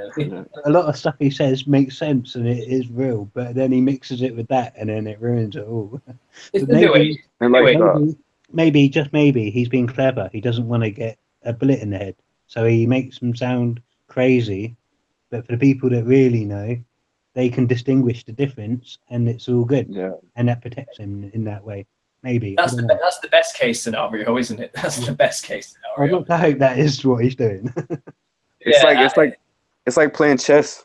You have to be like 10 steps ahead or whatever, Yeah, exactly. 3D chess, they call it, don't they? 3D chess. Yeah, I don't know. Right, exactly. guys. Coming up to 3 o'clock in the morning for me now. We've been going for 3 hours today. That's been a fantastic chat. It's great. I think we should probably start summing it up here and make it a nice round 3 hours. The chat's pretty lively. We've got a lot of people talking here, which is great. Melanie Moulton has been contributed quite a lot, so I'll thank you there personally, Melanie. Thanks for that. Alison Jane said something interesting I think is worth mentioning. You were talking about the Goetia of 72 demons. They said the reason it's 72 is because it's 66 plus 6. And that's how they do their math in gematria, isn't it? I have one quick question. I noticed when I first, it's been, because it tripped me out. When I first started getting into like this research and all this and like finding about all this stuff, the numbers I kept seeing like on my phone or the time or everywhere was 333. Yeah. Did y'all have that too with this numerology? I didn't start looking into that until after I noticed that. Yeah. I have 1111. Every time I glance, I see that all the time. 1111 to be on the clock, like literally 11 a lot too. I get it a lot. Yeah. I'm not sure why. I don't know if it's of God or not. I'm not sure what it is. I don't know what that is. I've never been able to figure it out. It might be to do with Greenwich Mean Time, and we have 1111, and in America they might have a slightly different time, but it all connects. Like Stonehenge is a straight line to another. In America, it's like it joins to something else, another load of ruins in another. I think it attests to, like you said, the ultra connectivity of all things. I think it does attest to that idea, the synchronicity behind it as well, the timing behind it. It kind of, people have said, it's when you're more in tune with the spiritual world, you start to lock into these type of time zones and notice synchronicities. But I think it also kind of attests to the mathematics that makes up our reality. Once you start to learn the truth of how the world works, maybe you just start to notice these things more often than not. And maybe it also attests, because it's so numerologically locked into these times where people all look at the clock at the same time and see 1111, maybe that's attesting that there is a script and we are going along with it like a mathematical equation just working itself out. It's a deep concept and I've never figured out fully what it means. I've heard one theory where it's like a hive mind where all our knowledge is passed on, like kind of like how the internet is, but it's through our own spirituality. I agree with that. If I was to have a thought right now and not say it, there's a chance that someone else would be thinking the same thing I'm thinking, and they might choose to say it. And that's my way of working out, does this actually work? And telepathy in that is proof that it does. I mean, you can practice that as long as you've got two people and they're sort of in sync, they know each other enough to have a conversation and stuff. You can actually send telepathy through, basically thin air, miles apart. I get that a lot with a few of my close friends. A lot, like I know exactly what they're about to say before they say it, so we say it at the same time, type of thing. It's very bizarre when that happens. Well, this is just all the spiritual stuff, isn't it? Kind of manifesting it in reality, and a lot of people just pass it off as, you know, coincidence or just something where nothing is a nothing, you know. But for people like us who eyes are open all the time, it's an amazing thing, isn't it? It's like, can you not feel that there's something big behind all of this, you know? Well, that's right. That's why I like to say you have to question everything to work out why that is or why that happened. And I mean, like what you're saying there is just perfect because it makes a lot of sense. That when you said, "Oh, people shove it off aside," that's because they've been told it's pseudoscience. Like that magic word destroys any actual, you know, argument that's valid. They'll just say, yeah, pseudoscience. You know, like alternative healing. Yeah, that's pseudoscience. You know what I'm saying? Like the cannabinoids, for example, curing cancer. Yeah, that's pseudoscience. They can just brush anything aside just by saying that two words, you know, pseudoscience. Well, luckily, we're here. We see through the bullshit, and I'm pretty sure more and more people are waking up every day because this culture can only get bigger. You can't suppress the truth once it's out. You know, the cat's out of the bag is the way I like to see it. And now they are just scurrying to try and get it back in, and I don't think it's working very well for them. It's getting the people to stop watching the Kardashians, you know, keeping up with the Kardashians and like that, and actually, you know. I would like to hope such a shallow lifestyle will eventually wear thin on most people, and eventually those people still in the world to that kind of level will have a moment where they'll go, there must be more. And when they ask that question, they're on a journey from then on, man, and they'll find us. They'll find people like us. So it seems like she's carrying the torch from, say, Paris Hilton when she was famous. And yeah, well, that whole family looks like witches. Don't they just, man? They really do. And she had that car crash, and she got sent to jail, and then she didn't like the jail, so she got released. It's like, what? Well, I mean, who owns the jails? Who owns the media? Who you know? Yeah. Makes no sense. Melanie just said something interesting here. She said, this knowledge is so very difficult to bear, though, when all around us when everyone around us is asleep. These live streams are a brilliant resource. And you know what? This is what these live streams are for. This is my aim. It's to kind of create a support network for those who are already awake. Because you can't go back to sleep, can you? There's no way we can go back to sleep, even if we wanted to. Exactly. And, well, what can these people do? You know what I mean? Who have woken up now? We can't go back. And the idea is, well, we need to come together. We need to work together and support each other and create a network. There is strength in numbers. It's a cliche to say, but it's true. But at the end of the day, all people really want, especially in the truther culture, is real relationship with like-minded people. That's all anyone wants in life. You know what I mean? Birds of a feather flock together. So this is what this is for. This is what these talks are for. This is what live streams are for. And I think that's what the truth community has become. Although it is a little bit warped here and there. There's a lot of shills and liars and division. But fundamentally, the real people, the viewers, and maybe not all the content makers, they'll always remain. And I reckon more and more people will get involved because of it. I mean, there's going to come a time possibly where we won't have the ability to talk like this anymore online. We may be restricted. And when that time comes, this was our training period. This was our time to learn everything we needed to know, straighten ourselves out, sort ourselves out, become strong and knowledgeable. And there might be a time where we have to literally talk to people once again, face to face, and try and spread this. There may be a time. I agree. That's becoming extinct now. Yeah. People don't know how to communicate no more. Well, if it ain't through their phone. I like to think that people who are awake do, so we can be the example. Oh, yeah. Teach people again how to talk with each other. It's such a basic skill people have lost. Like, so we're awake, right? You know, and I really feel like they fear us a lot, and they put that stigma, we're crazy. Well, then they lock you up in a nut house and give you these drugs to numb you, where you can't even use your brain no more. You know, in America, CIA actually own the. Do that. That's why I don't have a channel. Like, you'll actually get targeted, and they'll destroy your whole life. You lose your job, your career, your family. Like that happens. You know, so you have to be real careful about what you put out there. Mm-hmm. Definitely, you do. And on that note, guys, we're coming up to the final hour now. Is there anything you two want to say to sum up, and then we'll call it a night? I think. The only we'll stop. the only thing I was going to say was in relation to the nanotechnology that you brought up.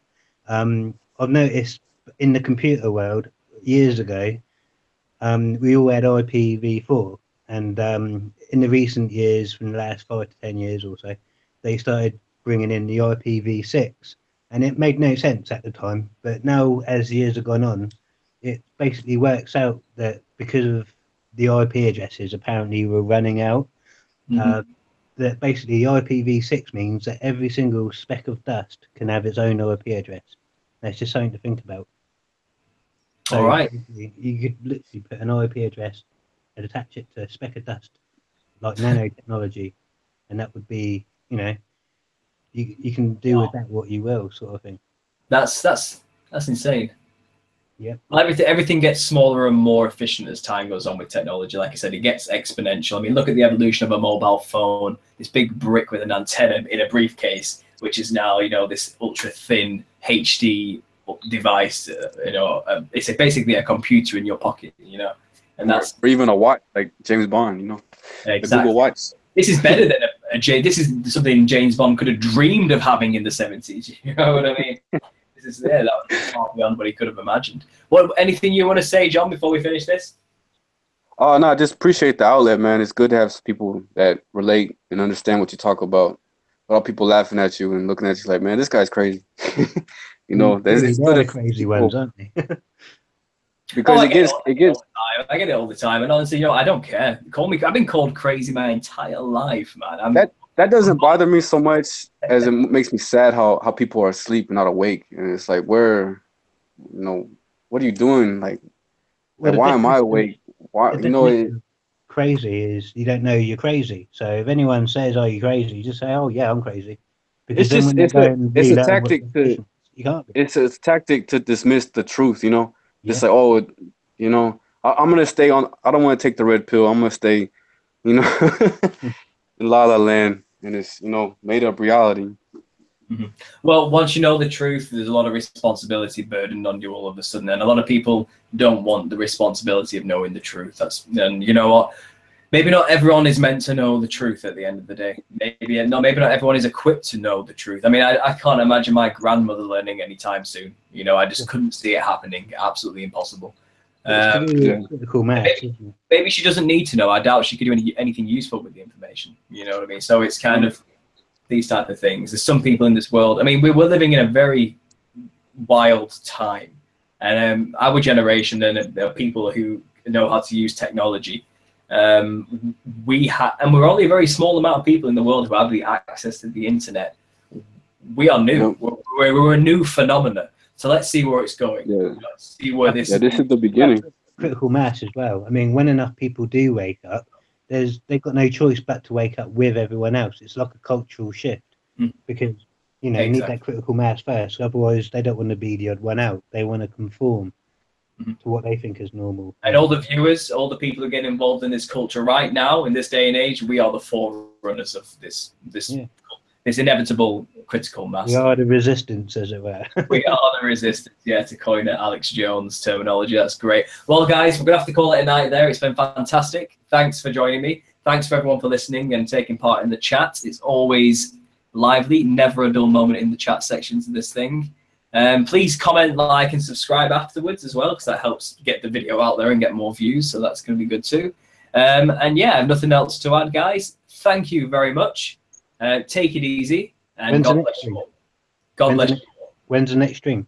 When's the next stream? It's going to be next week, and I can't tell you right now because I haven't got my schedule in front of me. But I try and do one every week, and I'll try and give at least a day's warning. Okay, so I'll let you know there, Jamie. Not a problem. Okay, well, brilliant. All right, excellent. So we'll see you soon. That's great, guys. And like I said, God bless you all. Be safe, and don't let this stuff get to you. And to sum up, don't forget, you need to research transhumanism if you haven't already. It's the most important topic in the truth culture, next to the Nephilim. And if you don't understand this, then you're not going to really understand what's coming in the future. So don't forget transhumanism, guys. Take it easy, and God bless you all. Thank you.